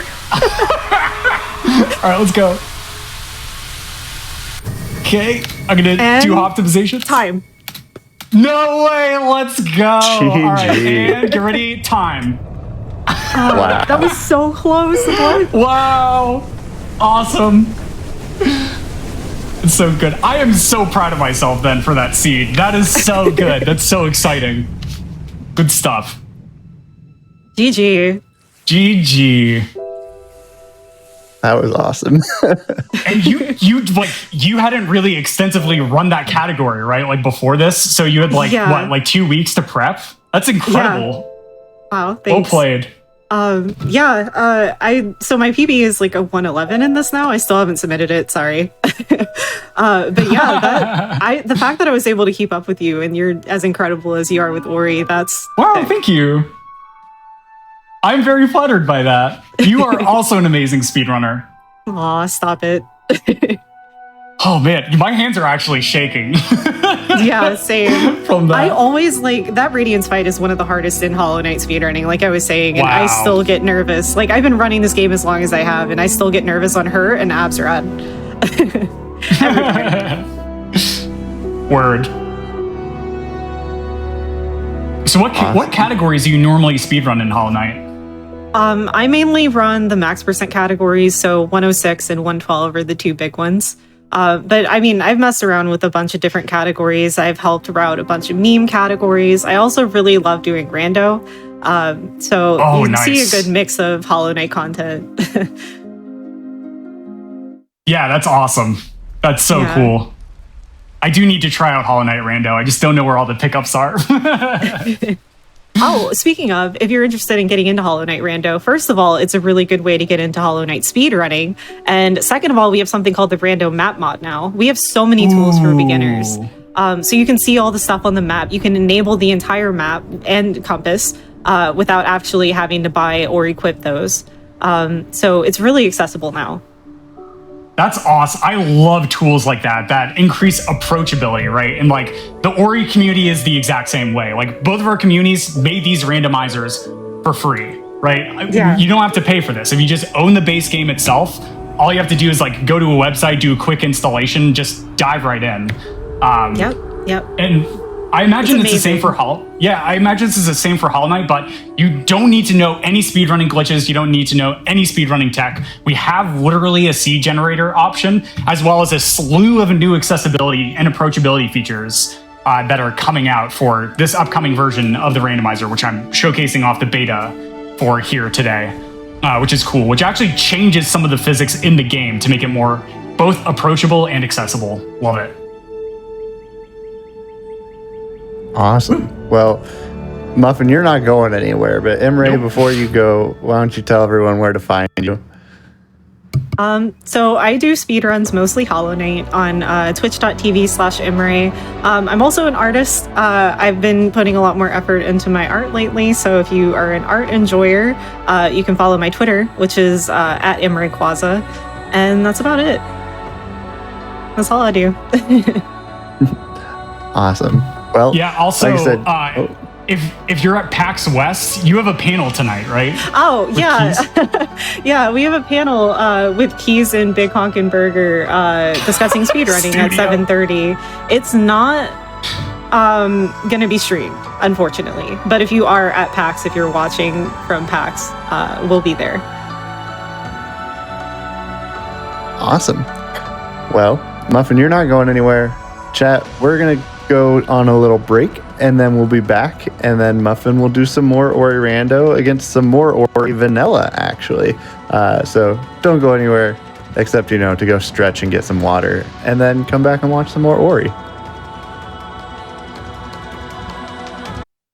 Welcome back, everyone. Before we get started on this next race, I just want to remind you all that your subs, your Prime Gaming subs, your gift subs, your bits, all of those things done here on the GDQ Twitch channel help support our weekly hotfix content. And right now it's September, so if you feel like it, we'd love the support. With that, we have another race. This time it's all Ori. We've got Ori Vanilla versus Ori Randomizer, and I'm going to go ahead and throw it over to the commentator for this race, Shafe. Thank you very much, C. Yeah, indeed, we have Covert Muffin versus Rin SR. Rin is going to be running the all-skill, no out of bounds, no teleport anywhere base game category. He is one of the best runners in the world, literally top 1%. He's got over 200 runners on the leaderboard, I think, total, and he's only one of two that have a 26 time. So definitely some high echelon gameplay from Rin, except for the practice that we saw earlier, which was a spaghetti fest to the point where we made him play Ori 2 instead, but we'll not talk about that. And we've got Muffin, of course, who is going to be doing Randomizer. This time, though, Muffin is going to be doing what we call in the community an open book seed. You might know it as a spoiler log seed. So what Muffin has done basically is he has looked at where the pickups are placed in the randomizer, and then he went and he routed his run like you would any normal speed run. So you kind of get to see what happens sort of on the fly with speed run routing on Muffin's side of the screen. And it should be good. I think Muffin was posting roughly 30-minute times in his practice. So was Rin. Yeah, so we should be in for another tight race here. Yeah, it's great. So once again, I have prepared the seed ahead of time. So like a few days ago, I looked at the spoiler logs, I rolled the seed, and then I went through, routed, and practiced it. So this is not a blind speed run on my part at all, but we'll see what happens. We'll see what happens. This seed is definitely a very interesting one. Yeah, from what you told me about it, it's gonna be pretty fun to race against. Yep. I'm looking forward to this one. So without further ado, I think we'll just get it going, lads. In 5, 4, 3, 2, 1, let's go. And if this is the first time that you have seen Ori and the Blind Forest, in case you weren't watching the Hollow Knight versus Ori race, Ori and the Blind Forest is a 2D platform in Metroidvania with a predication towards movement as opposed to combat. So we don't do a whole lot in the way of killing enemies. It's just about trying to get through the video game as fast as possible.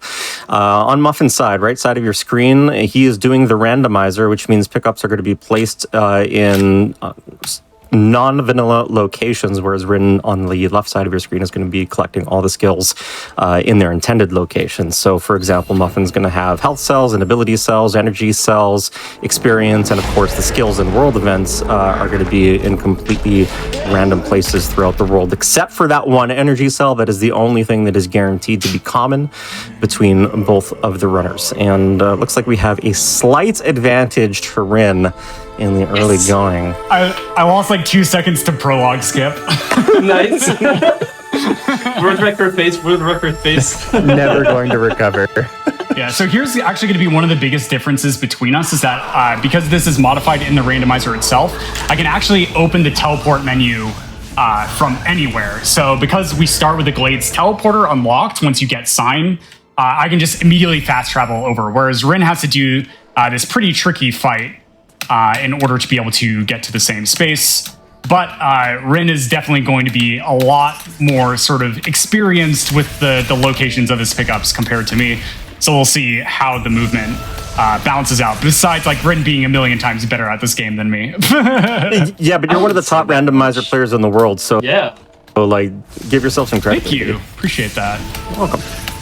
So we got a keystone for Muffin in the early going. That is a vanilla keystone, as it turns out. Is this even randomized? Lol, etc. Does get wall jump as his first skill. Rin's not going to get that for about another minute or so.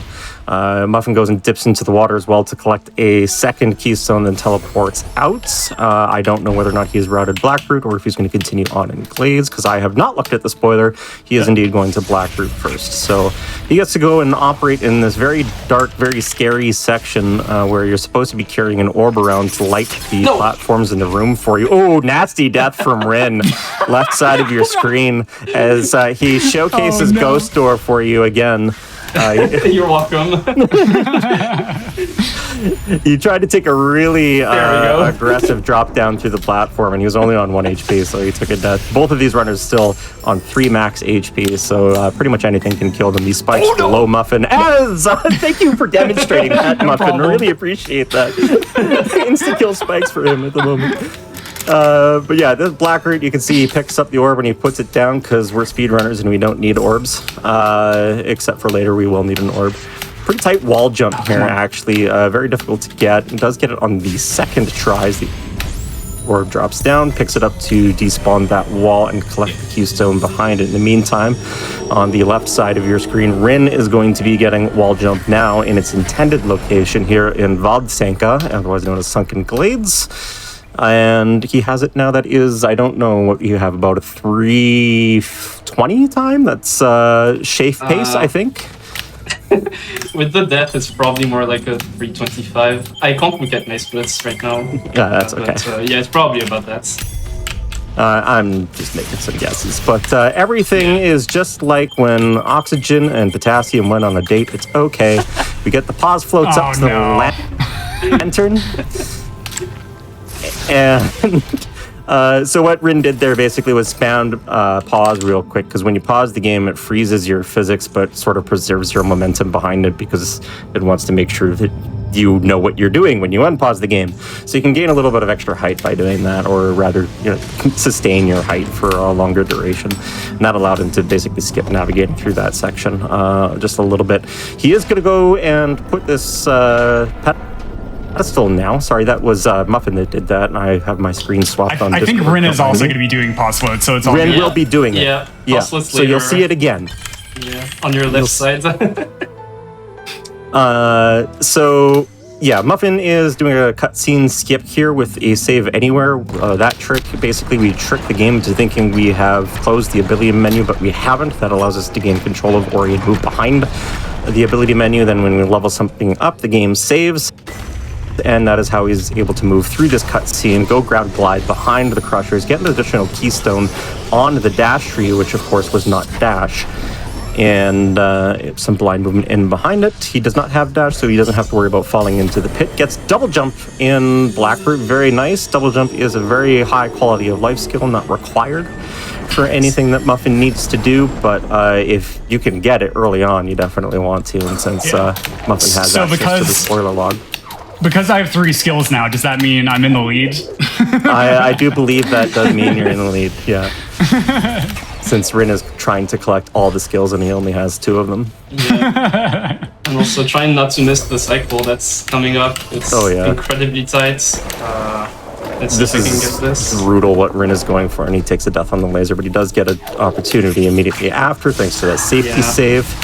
And it looks good. Like, he's on it. He's got that. So that saves about 8 seconds instead of having to wait for that platform to drop back down. That's not the end. That's what. It's not the end. We have more coming up. Here's the pause floats on Rin's side now. As he is. Looks good. He gets hit by the slime. Nice. And I had enough HP. You just damage boost through this guy if you have enough HP. So that's cool. Alright, so Muffin is in Glades now. Again, I haven't seen the spoiler logs, so I'm going to be surprised by what he gets. He will not be. I think I technically win because I'm out of Glades already. You know what? Technically ahead. I'm confused now. Is it all skills or all zones? Yes. Okay, so there I actually set up my experience incredibly precisely because I'm going to take an intentional level up here and I'm going to backtrack up through this area. So taking a level up here just destroys all those spores that we saw Rin do earlier. But for the randomizer, it's a lot more difficult to do that. And so I was intentionally trying to not kill certain enemies. And I took like a damage boost through a spore wall instead of destroying it.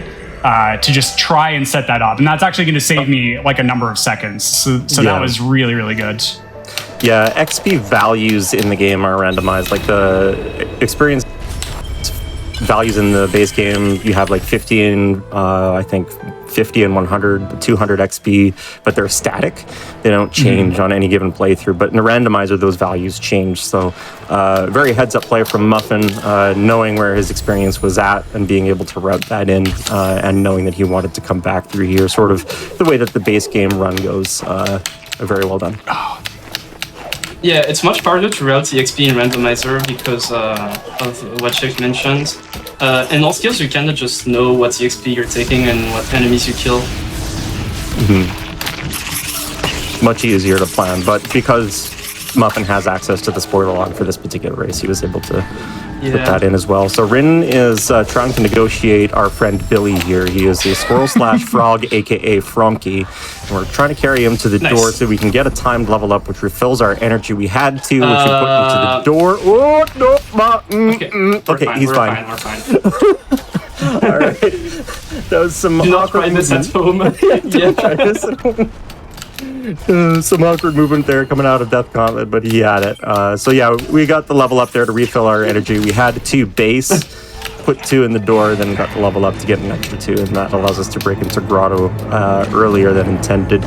Gumo's Versteck is Gumo's hideout in English, and we're going for what we call God Cycle here, and almost getting 1 framed, but that's all right. Yeah. And this is going to be double jump that Rin is heading to right now. So weirdly enough, we are actually kind of almost at skill parity. We've got wall jump and double jump for Muffin. And he's also got glide, and Rin has dash to his advantage for the time being.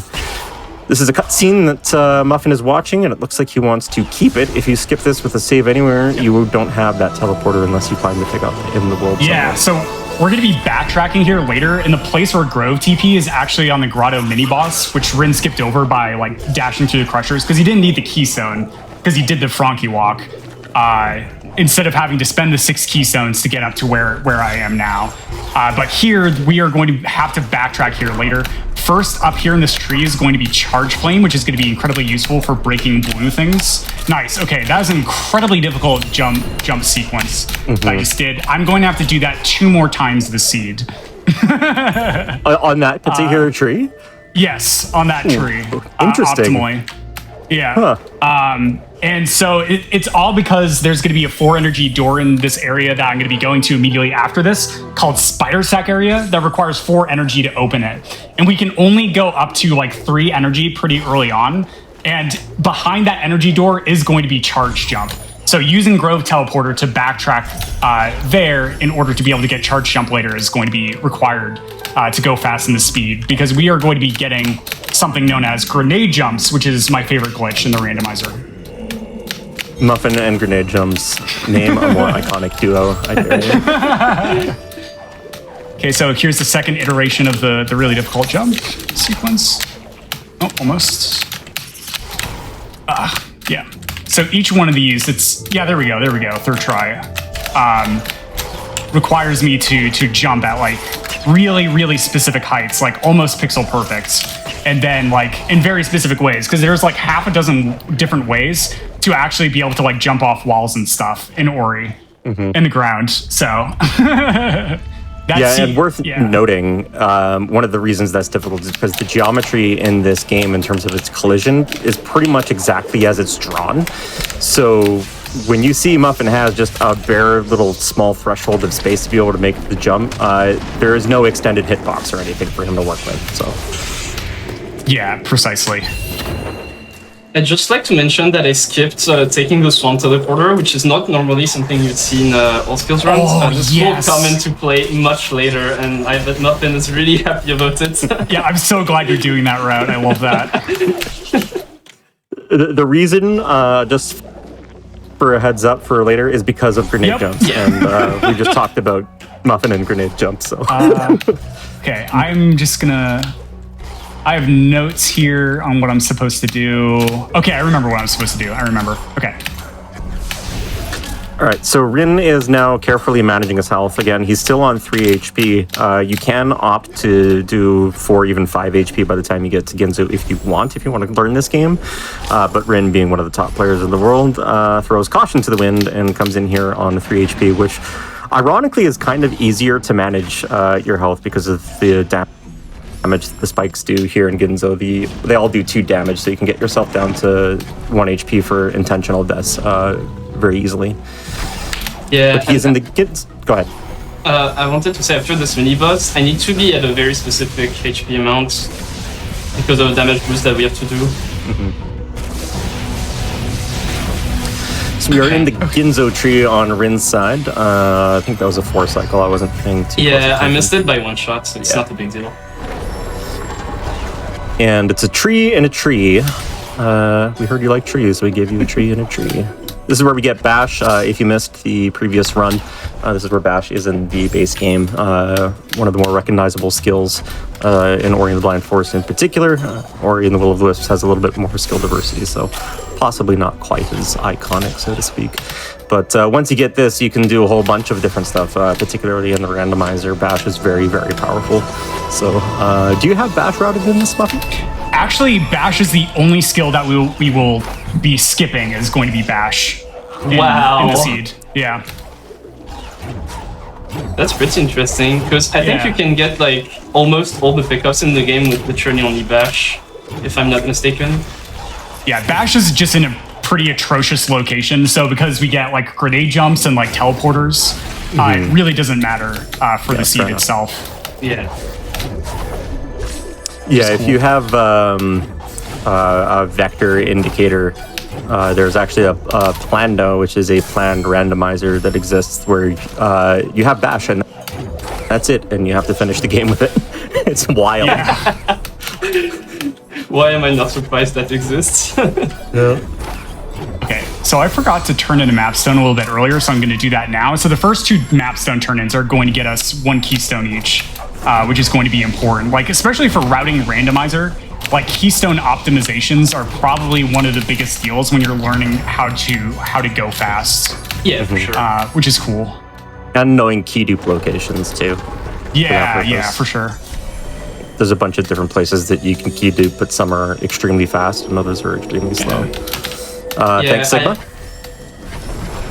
Yep, had to Nice get it. one, Had to get the 1 XP.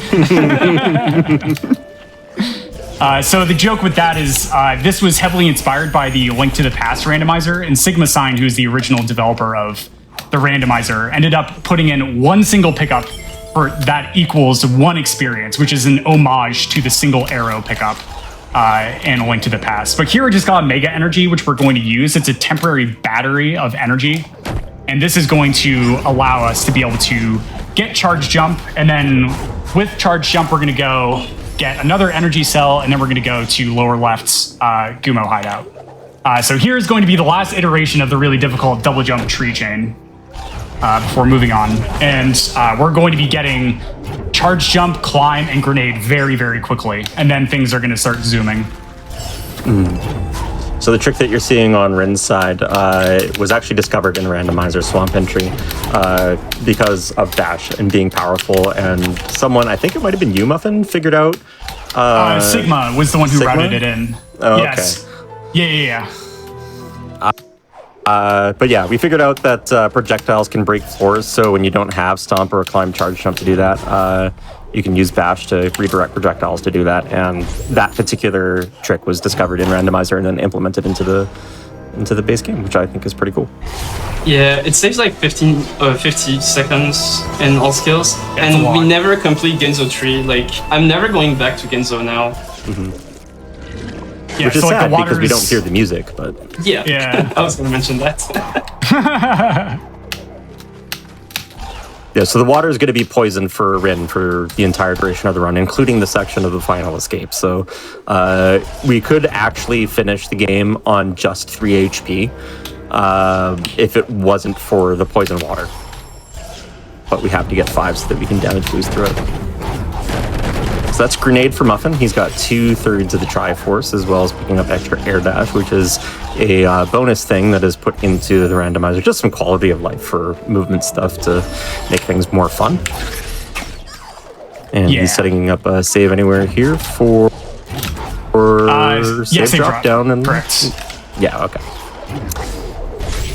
Talk about that in a second once he gets to it. So Rin is going to be going for a very difficult trick here off of this spider. He's going to try and get the spider shot in 3 double bashes. I'll explain what that is in a moment. He wants to carry it up to throw it at this wall and then stomp and then grab Nice. the shot on the frame that the wall breaks so that he can bash off of it and continue through.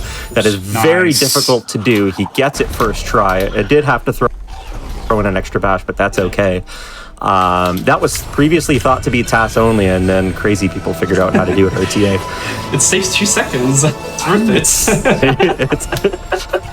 So the 10 frame time save coming up, right? The Right, amount so of on- optimization in this game is just ridiculous. Like, Yeah. Yeah. it's wild. So this is the save drop on Muffin's side. He is saving the game above the lasers. When you reload the game, it wants to put you onto the lowest horizontal position that it can. So it actually sends you below the laser, and that allows him to skip having to do the laser puzzle. Whereupon he gets Climb, and he has access now to grenade jumps. Whereupon you hold onto a wall with Climb. You charge a charge jump. You throw a grenade. Then you charge jump after the grenade, 1 frame after you throw it, and you get to go really, really fast in a horizontal direction. It's bananas. I love it. You can't buffer Muffin- this, by the way. It's actually just frame perfect. And Muffin is like one of the best hit grenade jumps in the community. He's got something like a 85-90% consistency rate. It's just bananas. It's ridiculous. Thank All right, so this is I fast love him. stompless for Rin. He is throwing a projectile and then running away to despawn some rocks, so the projectile can go towards some other rocks, and then he's opening up to save anywhere to collect an ability cell to save the game after the rocks break, so he can save a little bit of time. Not doing the 10 frames. Sorry. That's okay. So Muffin detoured down here into Blackroot because he needs to go to all of the skill tree locations. One of those skill tree locations you've already seen on Rin's side. It's the Ginzo tree. That requires the water vein, which he just picked up. Ooh, bit of a death there. Actually, he has to go and get the water vein again. It's going to cost him, I want to guess about 15 seconds based on the movement there. This is a rocket jump from Rin. Cancels a charge dash at an enemy above him to get crazy vertical height, and then he's going to be doing some double bashing, which is more one-frame tricks. If the bird doesn't kill him, which it does because birds are jerks. So the way bash functions normally is that you bash a thing, you go in one direction, and the thing that you're bashing goes in the other direction. But if you bash the frame after that, you can go in the same direction as the thing. We cheat a little bit by scroll wheeling it to make it easier. You can do it on controller or just with manual inputs, but scroll wheeling allows it to be a little bit easier. It's not quite frame perfect, it is one frame, but because of the way bash works where it slows down time, you can scroll wheel until the bash actually activates, and so that's how that functions to make things a little bit easier. He's baiting a frog shot here to break all the ceiling, and it works, but he goes for Crazy Juggle, needs it to refill the energy. I forget exactly how Crazy Juggle works, but it is crazy. He is taking a frog and he is bashing it up Sorrow past his main shaft, trying not to deal any damage to it, because if he does, it dies, and he needs it to stay alive to bait another frog shot to break that ceiling, and then rocket jump off that to go get the Sunstone, which gives him access to Mount Hort. Rin, remind me what all the skills are involved in Crazy Juggle. I think it's charge dash, glide, stomp, and bash. Yeah, so you gotta like stomp and then glide cancel it to reduce how much height you lose, and then charge dash after the enemy again, but you need to bash it before you actually make contact with the enemy, because charge dashing deals damage. It's very difficult, and he made it look easy. It's basically we're probably gonna talk about stomp cancels later on. It works the same way. You cancel the dash with a stomp before the dash hits the frog, so it doesn't take damage from the dash. Yeah, and it's a 3-frame window for each dash. One of the other advantages of stomp canceling and bash canceling is that it refunds your energy, and charge dashing consumes energy, but if you do it within, I think, 12 frames, you get that energy back. Yeah, something like that. 11 or 12, I forgot. In the meantime, Muffin's just grenade jumping everywhere.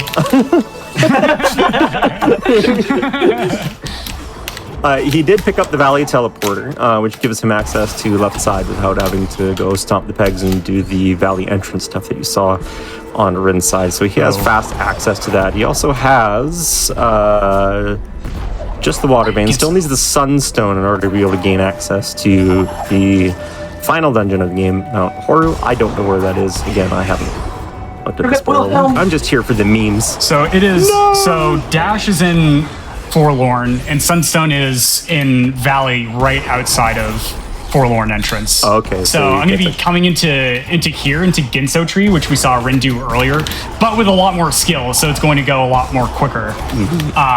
However, that being said, in here is going to be Forlorn Teleporter.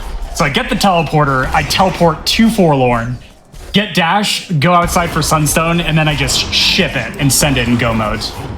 Because we have Valley TP. Very nice, very nice. Oh, no. So yeah, Ginzo, being a tree, is very vertical, and as you can see, Muffin with charge jump and grenade jumps is able to bypass things such as these portals, which Rin had to do. Does he get through the Geber? Yes! That's the only way you can get up that room. Very well done. It's impossible otherwise. There's only one way. Yeah. There's also only one way to get to the bash tree when you have grenade jumps. We're going to see that. Yes, yeah, I definitely am doing that one. It's my one of my favorites. But yeah, Muffin can bypass all of the horizontal stuff that Rin had to do, negotiating walls and portals and stuff, just by charge jumping past everything.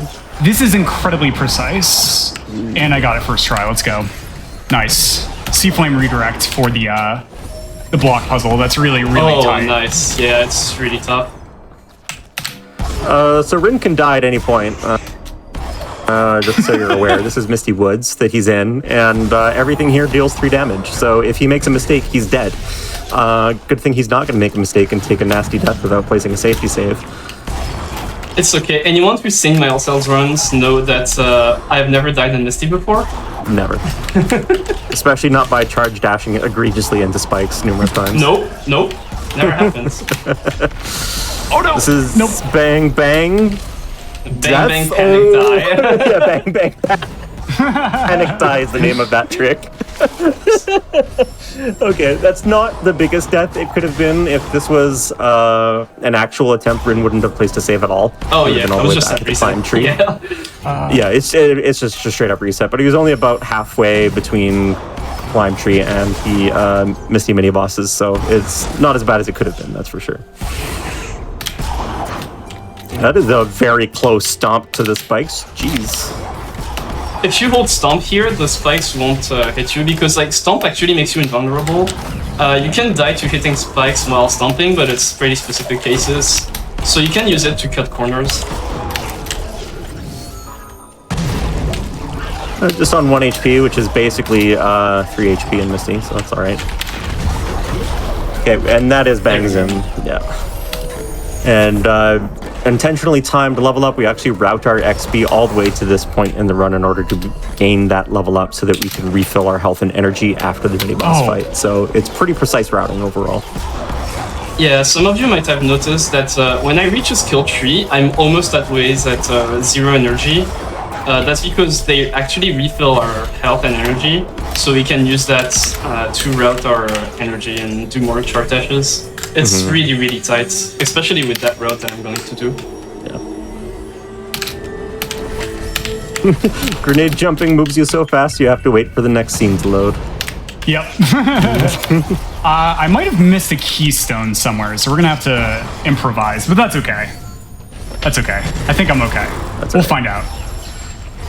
So now Muffin has all the skills that he needs to beat the game. You'll notice his skill wheel is full except for Bash, but Bash being in an awful location, he doesn't mind that. What he's doing here is that he is skipping the cutscene where Kuro is supposed to come down and swoop and kill you, an instant kill, and so he bypasses that with a grenade jump, and then he has to go and dash over to that wall very precisely because he doesn't have a whole lot of time to get those dashes off. Grenade jumps back over the top, then up to the rocks to break the rocks.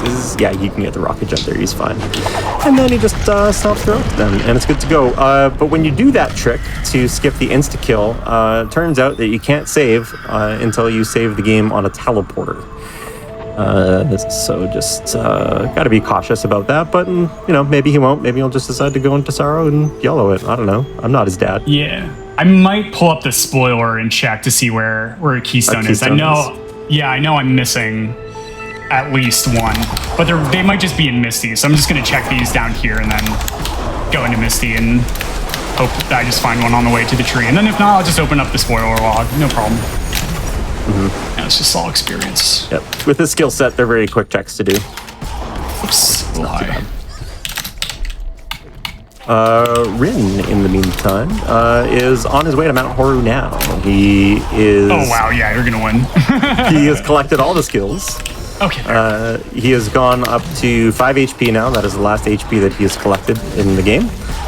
And he needs that exclusively, as I mentioned earlier, just to get through the poison water in the final escape. Thanks, Muffin, for the grenade jump, by the way. Oh, yeah. Muffin made so many all skills runners happy when he found that grenade jump. Yeah. So, do you want to explain door warp and stuff, or? Yeah. Door warp is where we take Mount Horu and we say the 15 minutes that is required to clear it sucks. So we press up on the frame that the game loads, and it just sends us to the entrance to the final escape. How much energy do I have? Okay, we're and this setup. Yeah. So he's doing a trick here now called warp skip. So basically, he's using a thing called game storage, convincing the game That's that really something bad. is. Ooh, no, he's okay. Wait. He doesn't have a charge dash. No, lava pillar takes him out. Excuse me. But yeah, so there we go. The purpose of warp skip is basically to prevent having to wait for the cutscene of warmth return to activating. So you go, you activate it, you get game storage, which tricks the game to thinking that you still have it activated even though you reloaded the game, and then you can move behind that cutscene as it's playing. Grenade jump up Sorrow Pass from Muffin, very nicely done. You basically have to go neutral when you grenade jump at a wall like that in order to retain your vertical momentum. And it's very tricky to do. I didn't quit reload, so I couldn't save the game up there. Oh no! So I have to do that again. That's okay. So this Sorrow entry in particular is very, very difficult. It's one of the reasons why I have like so much health in general. Is because I have to take 2 damage hits from the spike. Oh boy, from the spikes. There we go. So here's gonna be 1. Oh, yep, I'm dead. Energy, please. Come on. This No. should be good. Okay. Yeah, you're okay. Okay, it didn't softlock the game. That grenade jump is incredibly precise. If you're ever so slightly off the visual cue, it's even as small as the window as a few pixels, like, you can't softlock your game or lose 40 seconds. It's really, really scary when you're on pace. So this damage boost that Muffin is doing, not only does he not have health to do more than 2 damage boosts, but also just the way that the spikes can knock you back. You have to do those kinds of tricks so many times to figure out where the game is going to knock you back and what spikes you can land on to land appropriately, to use iframes to get another charge jump. And it was just kind of giving him a little bit of trouble. So what he did there was he did a zombie Ori, which is that he saved the game after he died, and that allowed him to respawn with 0 health, but still have iframes to be able to get a charge jump and move up past that area. And he's got to do some key duping here because of the keystone routing issues that he mentioned, which is fine. So he is placing a save here far enough away from the door that the door despawns. And then he puts the keys in the door, and when he dies, the game doesn't know what to do with those keystones, so it just gives them back to him. And when you save the game, you can just do keystones that way. And this is your last tree, I think? Yep. Yes. So that's okay. Just some a lot of unfortunate deaths. This seed is definitely a very difficult seed, which is why I chose it. I always love seeds like this to try and push through. It's good. Yeah, it looks like it's been a fun open book seed, that's for sure. Aw, yeah. Other than the bash location, anyway. Yeah. That's all right. Yeah, bashless in this game is pretty rough. The game is designed around that skill, so it really changes how you have to think about your movements. Yeah. It's one of the fun aspects of Randomizer, though. You were talking about that on the previous race, Muffin, where just trying to route what you can do with various different combinations of skills in this game is a challenge, but also part of the fun.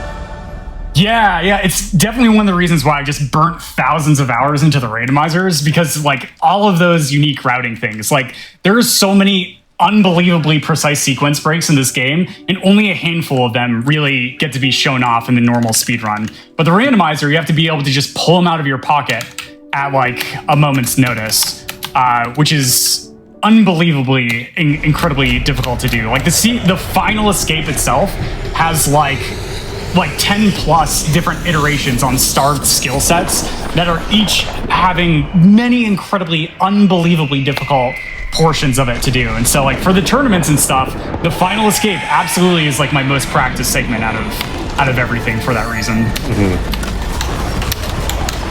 Yeah, I think the most difficult final escape I've ever seen was literally only bash. That was something.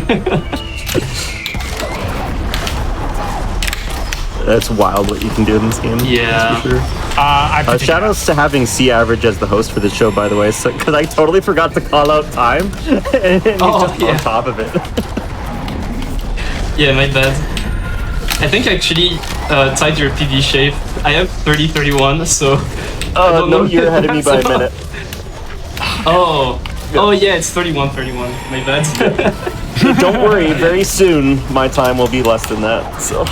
Nice, looking forward to it. It's wild to me to like think that the game is now like 10 minutes faster than I've ever run it, because like when I was still actively running, it was nowhere near that. Like, you know, a 29 was like just basically impossible, and now what, it's like you said 26 is what you have written. Like that's just that's absurd. I remember when like the first sub 30 happened, and it was like a major deal in the community. Yeah. Okay, there we go. Nice. Jump, So the Cassie. really tricky part of this escape in general is that I have to nail multiple frame perfect timing presses on those grenade jumps, and so I was inting a little bit in that elemental room, but that's okay. That's okay. Now just one more grenade jump. And as long as I don't soft lock, we're fine. Even if I get the faux one. Nope. Yeah, so this no, final hand is- cutscene is split up into 2 cutscenes. They're both about 40 seconds apiece, and the grenade jump off the top there. Yeah, that was a little bit too low. If you get it, skips 1/2 of those cutscenes. So Yeah. saves you 40 seconds, but we got the bonk, Yeah. and that's okay. I think that's caused by physics RNG. I'm not entirely certain. I think that was a bit too low, actually. I don't know this position very well, but that looked pretty low to me. Yeah. So like Ori's distance like into the wall actually varies based off of like a bit of physics RNG. Yeah, there's that too. Yeah, so I think that's why. But yeah, the position definitely was good vertically wise. It was in one of the 3 pixels I use consistently. Oh, okay. Gotcha. Yeah. Cool. Good stuff. Woof. It was funny because leading up to this is like it's gonna be pretty hard for like both me and Rin to go over 35 minutes, and then here I am with a 36-minute run. Well, like just got 4 absolutely- weeks ago, it would have been hard for Rin to post something higher than a 28, and he's at a 30. So, like, I mean, Yeah. you're both not as practiced as you could be because you've got busy lives going on and stuff. So, it's all good. It's good. Next seed definitely should be very, very good. I hope that one is incredibly close. Cool. Well, and that one is going to be completely sight unseen for you, correct? Correct, yeah. So this next one, it's going to be the same category where I have to activate every single skill tree. So it's the spiritual category of all skills that we see Rin speedrunning here. So it truly is going to be me going through, having not played the seed before, and me just live adapting to what I end up finding, and then improvising along the way to try and finish it as fast as possible. Should be. Yeah, everyone watching, you're in for a treat because Muffin is one of the world's absolute best players in that category and Thank you. Rando actually, so it's gonna be really fun. Yeah. Muffin's ability to route on the fly is almost unmatched. It's unbelievable. Yeah, it's like me, Tritonite, and Zemsys, and potentially Cleanfell are sort of the top people in the world for Rando. The 4 horsemen of the apocalypse.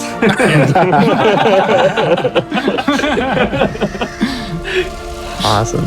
Well, All right. chat, we're going to do a quick little break just so Muffin can, set up the seed and whatnot. And then we'll be right back and we'll go really fast. It's going to be a real fast spirit leaf coming right up.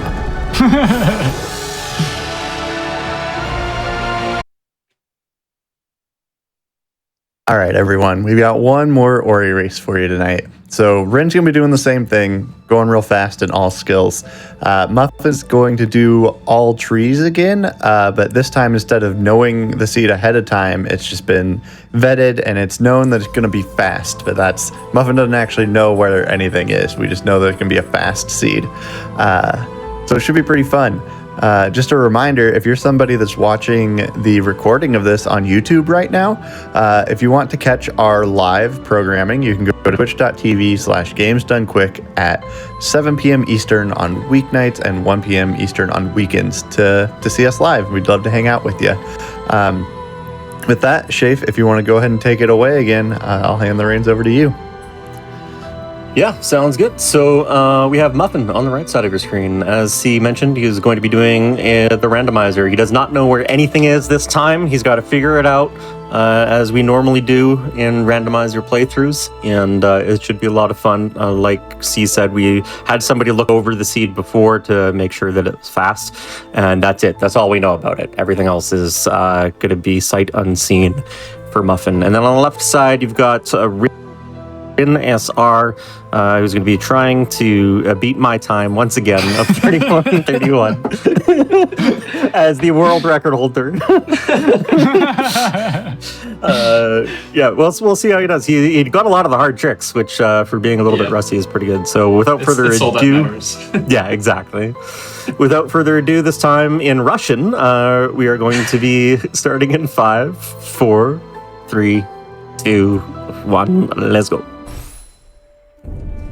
6, 6, 7, 8, 2, 8, 6, 4, 3. Successfully skipping the prologue on both sides. One thing we didn't talk about was that Muffin is playing on a beta version of the randomizer, an in development 4.0, which has a number of different things for quality of life added to it, such as not having to watch the map open up when you activate a map alter, free grenade jumps. Instead of having to do them manually, we have added an option for you to be able to bind that to a single key press for accessibility reasons, and some other stuff as well, including being able to teleport from anywhere instead of having to navigate your way to a teleporter.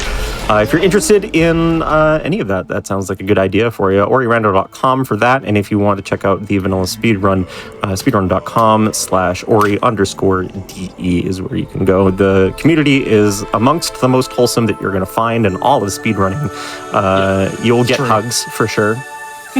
Unless you don't want hugs, which is valid. But yeah, and just to make sure I clarify, I am actually not using the feature that allows me to bind grenade jumps to one key. I still do them manually because I've just done thousands and thousands and thousands of them. So it's like, it would probably mess with my muscle memory to like have it separated by, or have it all be on the same frame instead of separated by one frame. Mm-hmm. Yeah. The thing that you do not want to do in speedrunning is change your muscle memory unless it's for the purposes of going faster. And if you're faster doing something manually, then there's no reason to mess around with it. Right. All right, so again, Rin has to make his way off to the wall jump tree. He has picked up the basic attack ability in the game sign, and he's going to have all the keystones, health cells, ability cells, energy cells, and skills in their vanilla locations in the game. Muffin is going to have some randomized stuff. Not too surprising to see a couple keystones here early. Does pick up an ability cell there above the ghost door, swims down, finds 149 experience, and opts to just ditch it and instead go through said ghost door. He's going to be navigating his way up now to the all skills 4th health cell, which is an option you can take for a little bit of safety, and it's great, which bodes well for Muffin. I do believe that is probably going to mean that we are getting a Triforce seed for Muffin. Oh, charged. Yep, there's 2 of 3. Oh. 2 out of 3. Oh, no. There's no way. So Rin is screwed.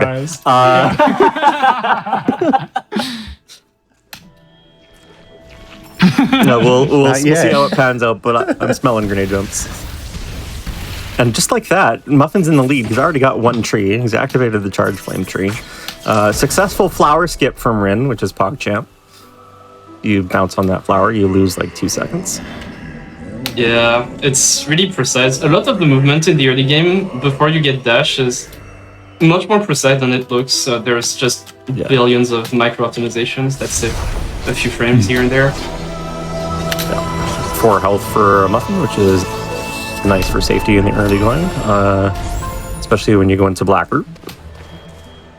He's got a couple keystones here. He's going to put them into the Spirit Caverns door, and yes, he is going to continue to check Spirit Caverns, likely because you have charge jump, which makes navigating this pretty fast. So we'll do that. It's very pickup dense location. So like early on, you can think of the goal is to track down the necessary skills to open up the right side of the map and then the left side of the map.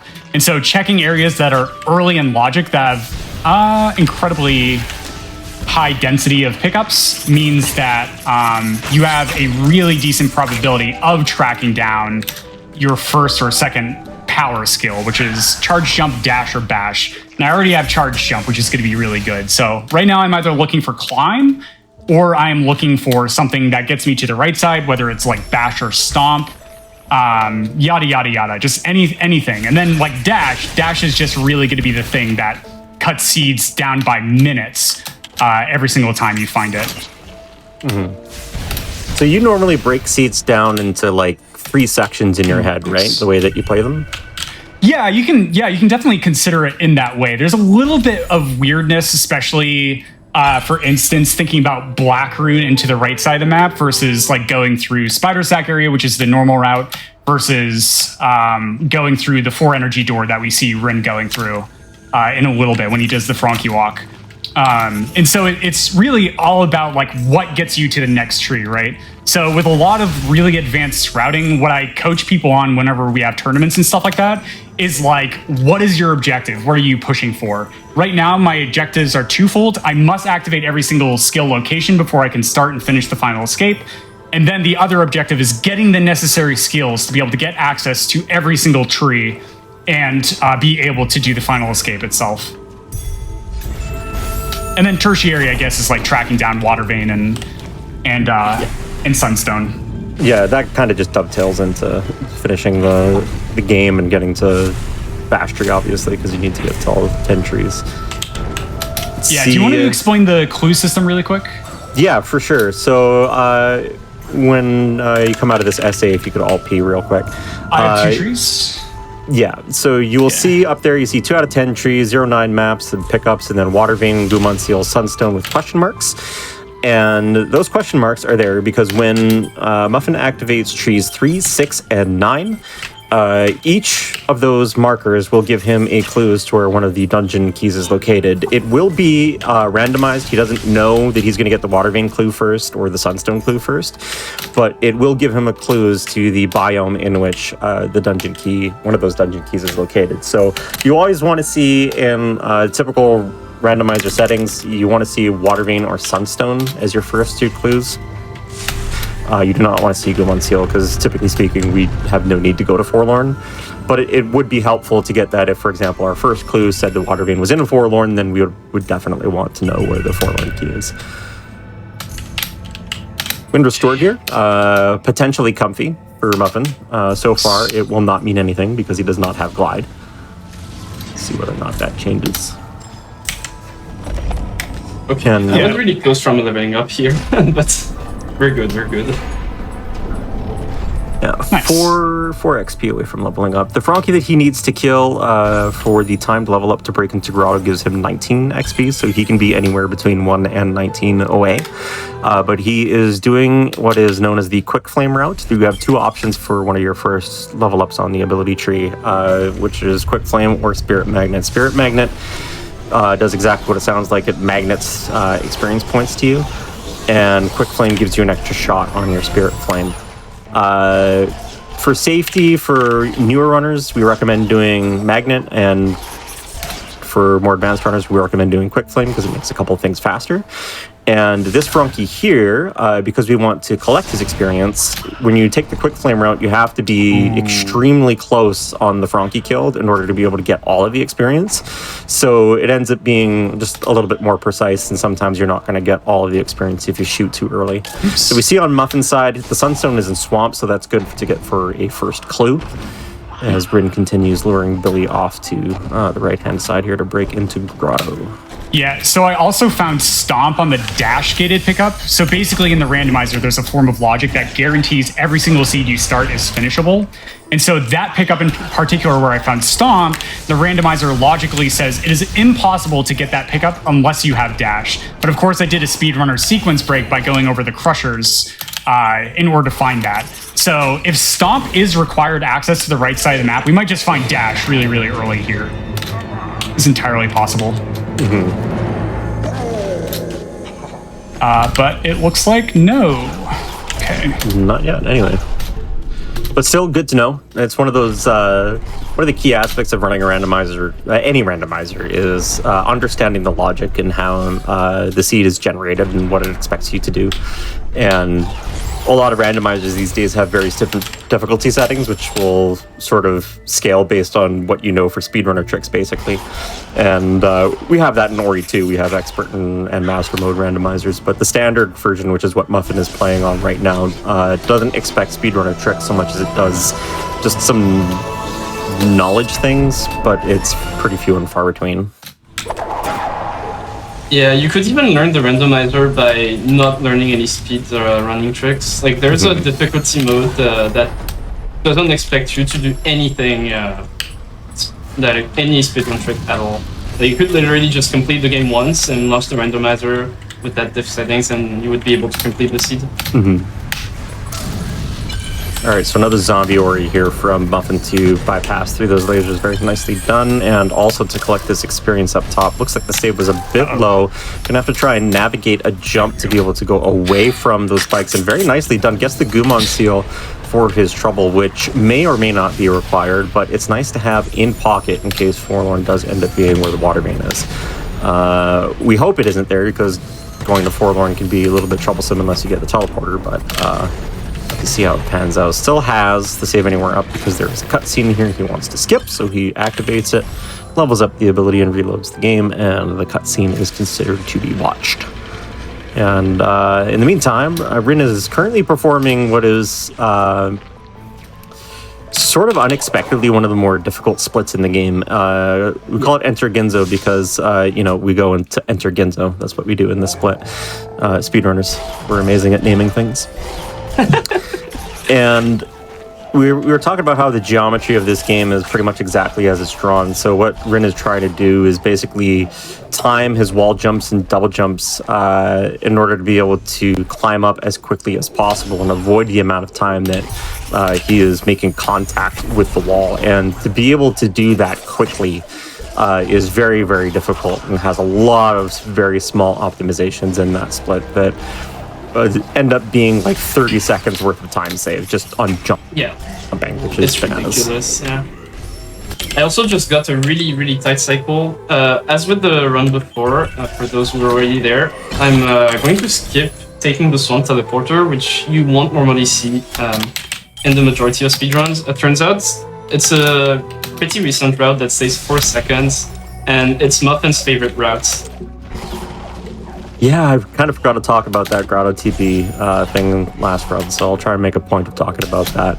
The reroute saves time because grenade jumps are super powerful, but they're also very hard to do. And if you miss them once, you basically lose your time save. If you miss them twice, you might as well have taken some TP. Yeah. So it's hard. In the meantime, falling down into Gumo's hideout, Muffin has picked up Dash, so now he has the zoomies and is able to go a lot faster. Still does not have grenade jumps. Looking for that elusive climb. Muffin, why don't you talk a little bit about what you're thinking right now in terms of routing and where you think you want to head next here? So right now, because I have found Grotto TP, like this general area, as I try and do this really physics RNG micro ledge, we'll give it a few more attempts. There we go. Chart jump is really finicky in that way, but right now in terms of like routing wise, what I'm really trying to do is just continue to push for trees. Okay, that health cell is really clutch that I just found there. But besides that, going up to charge dash, finding more energy cells, finding more keystones, yada yada as I'm going through is going to be really critical. But as Shafe mentioned, wall interaction is going to be really sort of the next big thing, and there's really limited locations where wall interaction, the first bit of wall interaction, can actually end up being. So right now it seems like probably going to Upper Grotto and checking some things up there is going to be a good bet. Swamp Teleporter is an excellent find that is going to save a good little bit of time. And Glide for the air retention and for Sorrow is going to be incredibly useful. Yeah, and you got Wind restored very early as well, so now you don't have to worry about doing a very difficult Sorrow entrance, like you said. Right, for sure. And so like right now, I don't really have a tree I can push. So the next best thing is going to be going for density. So going for pickups that are going to be in really pickup dense locations that are very fast to actually end up checking and grabbing is going to be the play. So I'm just going to be making my rounds in Grotto mostly, and then potentially heading up to Grove to look for more things.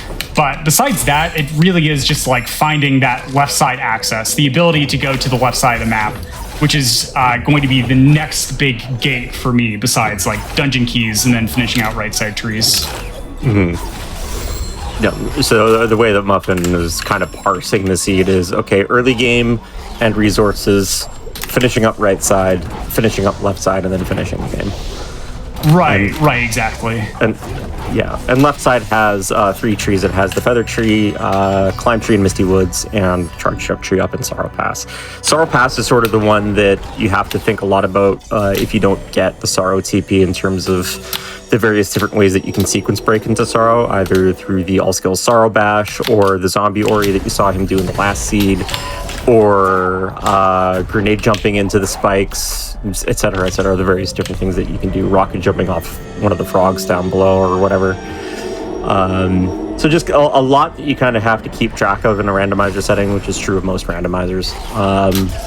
But yeah, that's sort of where Muffin is at, as we are seeing Rin head towards Swamp Entry at the time being, with Ringo, the nasty frog, so named because he plays the drums on your way back. Will he be a wizard is the question. We get the first bash in there, jumping up over top to set up the shot. Gets the fast cycle on that as well, collecting the ability cell, whiffs on the double bash, that's okay, sets it back up, and gets it on the second try. No wizardry from Ringo, you'll like to see it.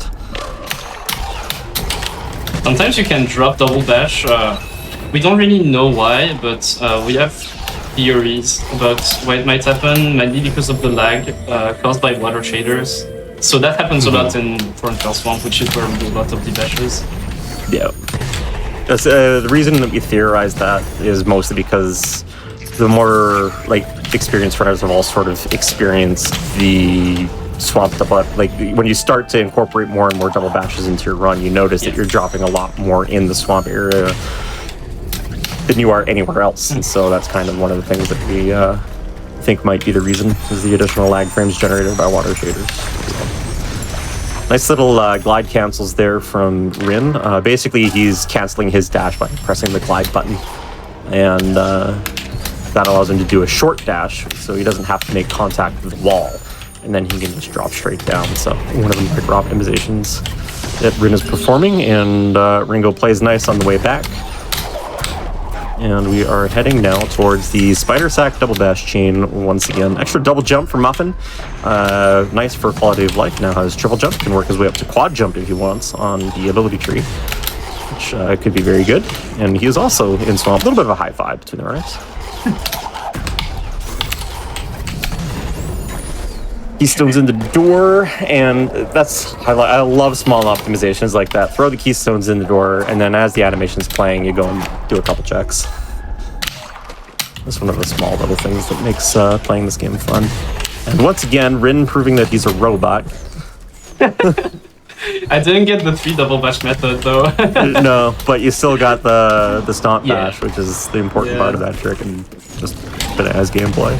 Yeah, you can do that with 3 double bashes, but it's really silly. Okay, so important logic point to touch on here for Ori Rando. The game will not consider a location, a dungeon location specifically, to be in logic via the teleporter unless you also have the associated dungeon key. We saw very early on, and you can see on Muffin's tracker there, the sort of top middle orange looking diamond thing is the Gumon seal, which is the key to Forlorn. And Muffin just found the Forlorn teleporter. Oh no. Team Forlorn. I'm so sorry for you, Muffin. No, it's okay. It's okay. So we did get some nice hints. Hopefully, so we saw water veins in Horu, which is a little spooky, and sunstones in swamp. So right now I'm going through swamp to try and find sunstone. And I honestly just might make a beeline for Horu to try and hope and pray that I end up just finding. Okay, yeah, finding there's a fast. Yeah, there's sunstone. A fast water vein. So we'll see what happens. We actually have a pretty nice skill set. The only thing I could really want is double jump or it's bash. Bash makes Horu a million times easier to work through. But I have stomp, so if it is gated behind stomp and Horu, I'm not absolutely messed up by that. Man, I've got so commentary seed bleed. I thought you still had double jump for this. I am going to just check a few more things just for safety's sake. Yeah, probably not a bad idea. Just checking some things that came up really early in Logic to try and track down that early wall interaction that I'm so desperately looking for at this point. Yeah, usually you get this deep into a seed. You do tend to have wall interaction. Charge jump is a power skill, like Muffin mentioned, so there's a lot that can be done without wall interaction, but it usually requires that you have double jump to at least have a little bit of extra air retention. And a little bit lacking on that right now. So Rando might be doing randomizer things. Sorrow Bash for Rin in the meantime. On the left side of your screen, very easily done. Taking that bird, couple double bashes to get through and access to Sorrow Pass in the sequence breaky style. And we are going to be rocket jumping off of this frog, like Keystone, baiting the frog shot to break the ceiling, and then crazy juggling our way up Sorrow Pass. Ooh, no, that is a damaged frog. Has to go for a backup, so he has to charge dash through the laser, because lasers are suggestions in this game, and then basically block the laser so the frog doesn't die when he gets through on the other side. This is the backup frog. Does have leniency on this one. Yep, It does. Yeah, and it's required because he damaged the frog. So. Good. So many things can go wrong in this wonderful, beautiful speed game, but we have backups for them. Obviously, I just wanted to showcase the leniency. Yeah. There you go. All right, so Muffin has bit the bullet. He has decided that Mount Horu is the play. This is in logic with stomping the green wall, charge jump, air dash, and gliding over the lava pit. So this has been in logic actually for a decent length of time.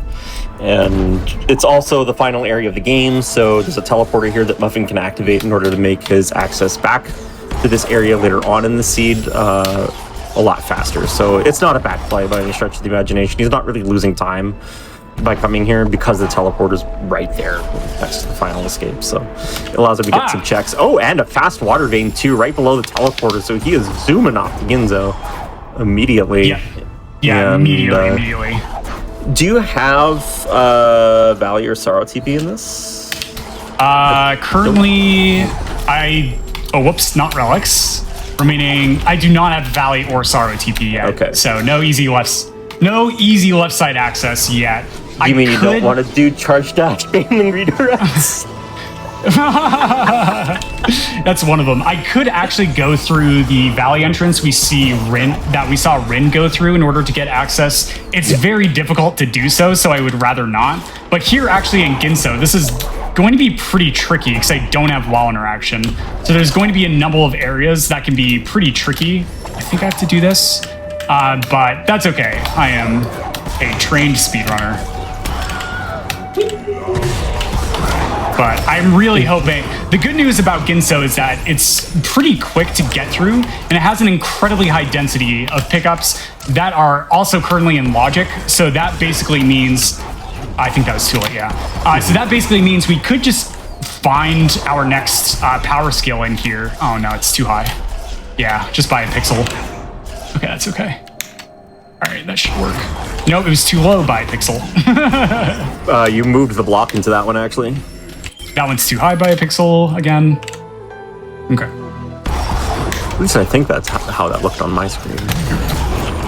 Oh, no, you can move. Okay, then I was wrong. Yeah, so there's only like one section where it's like problematic which was that slant near the very end. Okay, yeah, because then it tilts down too. Exactly, yeah. Yeah. Okay. Cool. Today I learned. Woo. So Rin is at climb, which means he has one more tree to go get. He needs to go all the way back to the beginning of the game to block group arrows, but then go below the dash tree to get grenade, and he will have all the trees. Muffin is at 1, 2, 3, 4, 5, 6, 7? 7. Yep, 7 out of 10. So left side is still a problem. He does have Stomp to be able to gain Valley access, but then he would have to do a whole bunch of silly damage boosts. So looking probably for the Sorrow TP here, and then that would probably be okay. Wouldn't be the best go mode, but it'd be a go mode. Right, exactly. Yeah, or Bash. Bash would do it too. Yeah, it's entirely possible I missed some early pickups. So I'll probably open my map after this if I don't find something really significant here to just look around and see what pickups I missed early in logic. But we'll see. We'll find out. Rin, did you do the Wilhelm scream on this one? Absolutely. Excellent. I remembered. Okay. I made a promise. I had to hold it.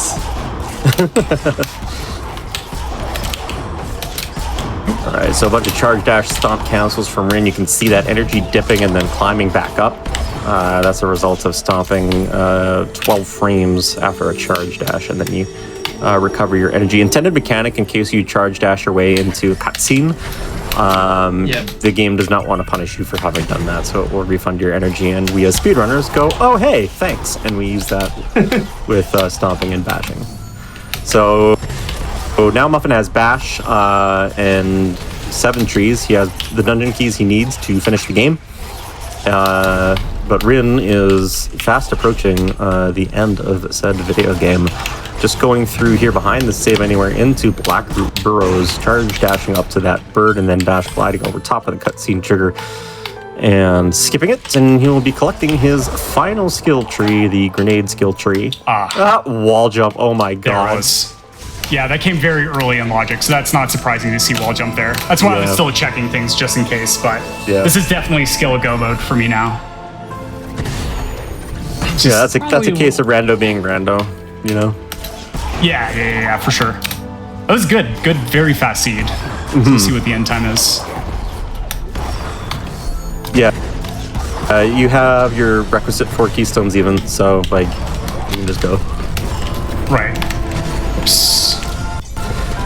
Muffin will have a pretty big advantage coming out of Misty in that he only has to get to the climb tree. He does not have to finish the rest of Misty Woods because he can teleport out. Rin, in the meantime, is going to be performing these grenade jumps. Sad. No, he missed the grenade jump coming out of Grotto. Second one is a whiff too. Nope. Oh, Go back down. Do it again. Actually, hold on. I think actually the best way to do this is to just take a death because of the energy routes. Because in this route the energy is much tighter. I'm already 1 down compared to what I should be. Okay. There we go. That is the reroute to Grotto TP, is for those 2 grenade jumps, which save you time over. And the reason for that is because when you go get the swamp TP, you have to spend a whole bunch of time pulling the block out and then squeezing your way underneath it with a dash. So because you already get the Grotto TP earlier on in the run, it just ends up being faster if you can grenade jump your way out of it. Did miss the cutscene skip out of Kuro though. That is going to lose you all of my faith in your abilities as a speedrunner, but also 17 seconds. And Muffin is in Misty Woods, and he can teleport straight to the swamp TP and then head to the final escape once he reaches the climb tree, which is not far. And we did see Rin struggle a little bit with the final escape. Warm Skip was giving him a doozy of a time. Oh, takes a death all the way back to the Grotto TP. He just wanted to show these grenade jumps again. That's all it is. You're welcome, Muffin. But will you get the cutscenes? Yeah, okay. Faith restored. I believe in Rin again. All right, so there we go. Yeah. So I still have to also go up to Sorrow for charge jump tree, but that's a very, very fast tree. Yeah, that's a fast one. You rocket jump off of a frog and then break off ceiling and then go to the tree. Exactly. Misty Woods only has one way to traverse it with the way that it's set up, because it actually shifts around as you go through it and only has the one exit. So once you're in Misty Woods in the base game, your option to leave is to finish Misty Woods. In the randomizer, we can just teleport out. And in most other areas of the game, you have different access points, but Misty Woods only has the one, which is why it takes so much time for Rin to leave after getting the climb tree, because he has to finish the whole thing. Whereas Muffin can just nope right out of there. But here's Warp Skip for Rin on the left side of your screen after a very nice grenade jump, terror jump through Horror Fields. Gets the game storage, activates Warmth. The cutscene continues to play as he moves because he reloaded the game and tricked it into thinking the cutscene is doing the things. And he is through the tough part, but whips on the charge jump. Ooh! Okay, through the lava pillar this time. Did not get caught up on the lava pillar. Breaks the wall up over the elemental. He has 5 HP, which is exactly what he needs to get. I just saw that, Muffin. Double jump on the charge jump tree. Yeah, that's what I thought. Oh, Shafe might have missed that stomp into 0 HP. I didn't miss that. I was watching it, but too much going on. I had to pick one thing to talk about, so I picked the double jump. But yeah, Rin got reset back to the start of the final escape. If he continues to whiff, this might actually give Muffin a chance to finish, because Muffin just has to door orb and then activate warp return, and it will come down at that juncture to execution in the final escape. If Rin does not survive this, could still get Sigma rocked if he's not careful. Setting up for the grenade jump. Ooh, misses it. Setting up again Bash with a right, higher Rin. position. Okay. Bash right. So, if you bash to the right, you soft lock because of physics stuff. Yeah. This game is beautiful.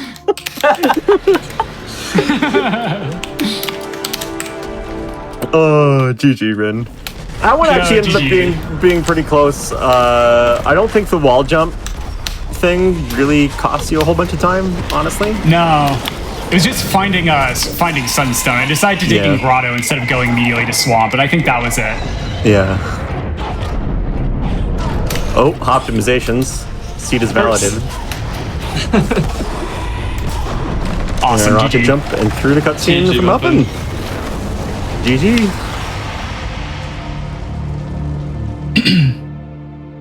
So Man, we've where's got, Climb? Got I'm a gonna have to hold right. look that up. Yeah, we got baited. We definitely thought that was going to be Yeah. a grenade jump seat. Yeah. Yeah. It would have been so fitting too for Muffin. That was good though. That was good. I definitely feel a lot better, like play-wise, with this seed than I did the last one, which is good. Just a few routing things here and there, but that's totally okay. It's totally okay. It's Rando. Just glad to sit here and laugh maniacally with my friends. True. All but one of your rando seeds tonight were completed faster than I've ever played the video game. So, like, that can be worth something to you at least. Yeah, so like theoretically, what me and Trido and Zem have talked about just over the years is like we do think that sub 20 is theoretically possible RTA without having seen a seed, but it's like you need to have like perfect execution, like on the level of like somebody like Rin or Lucy, which is just like not gonna happen. And you have to route the exact amount of pickups that you need. Exactly. Like, it's just bananas.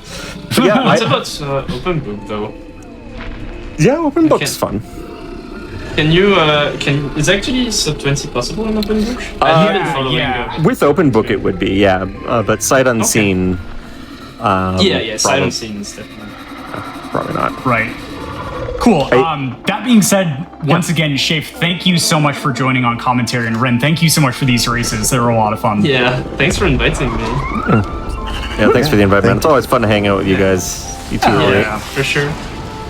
Yeah, thanks all of you. This was a fun Ori crew night. I really enjoyed this. Shout out to Muffin for putting basically all of this together tonight and going through the gauntlet. Pleasure. But yeah, so why don't you two both tell everyone where they can find you before we get out of here.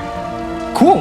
I'm Covert Muffin. I've just done a number of GDQs, so if you just go to GDQ VODs, you can see a lot of my performances there, which is kind of my main focus. Now that I'm done with this and I can play other video games, I can just start picking up Stacklands again, which is an incredibly comfy and casual playthrough. But like the speedrun is like this really incredibly intense, fast-paced, complicated RTS. It's like if an RTS speedrun met a randomizer, which is cool. So I'll probably start picking that up again this next week. But that being said, you can find me on twitch.tv/covert_muffin when I end up streaming. Yeah. Yeah, my name is Rin. Rin was taken, unfortunately, when I tried to go for it on Twitch, so you'll find me at RinSR_. I actually ran on GDQ, I think it was once. Ran all sales with Shafe on commentary as well. And I've been pushing all skills down a lot in the latest months, but for now I'm gonna move on to other things, mostly Ocarina of Time. But if you'd like to hang out, feel free to come by on Twitch and feel free to talk. I always love explaining what I'm doing to people. Awesome. Well, thank you all for being here. That's it for What's Faster tonight, but don't go anywhere because coming right up is another episode of Hotfix Grudge Match. So we'll be right back with that.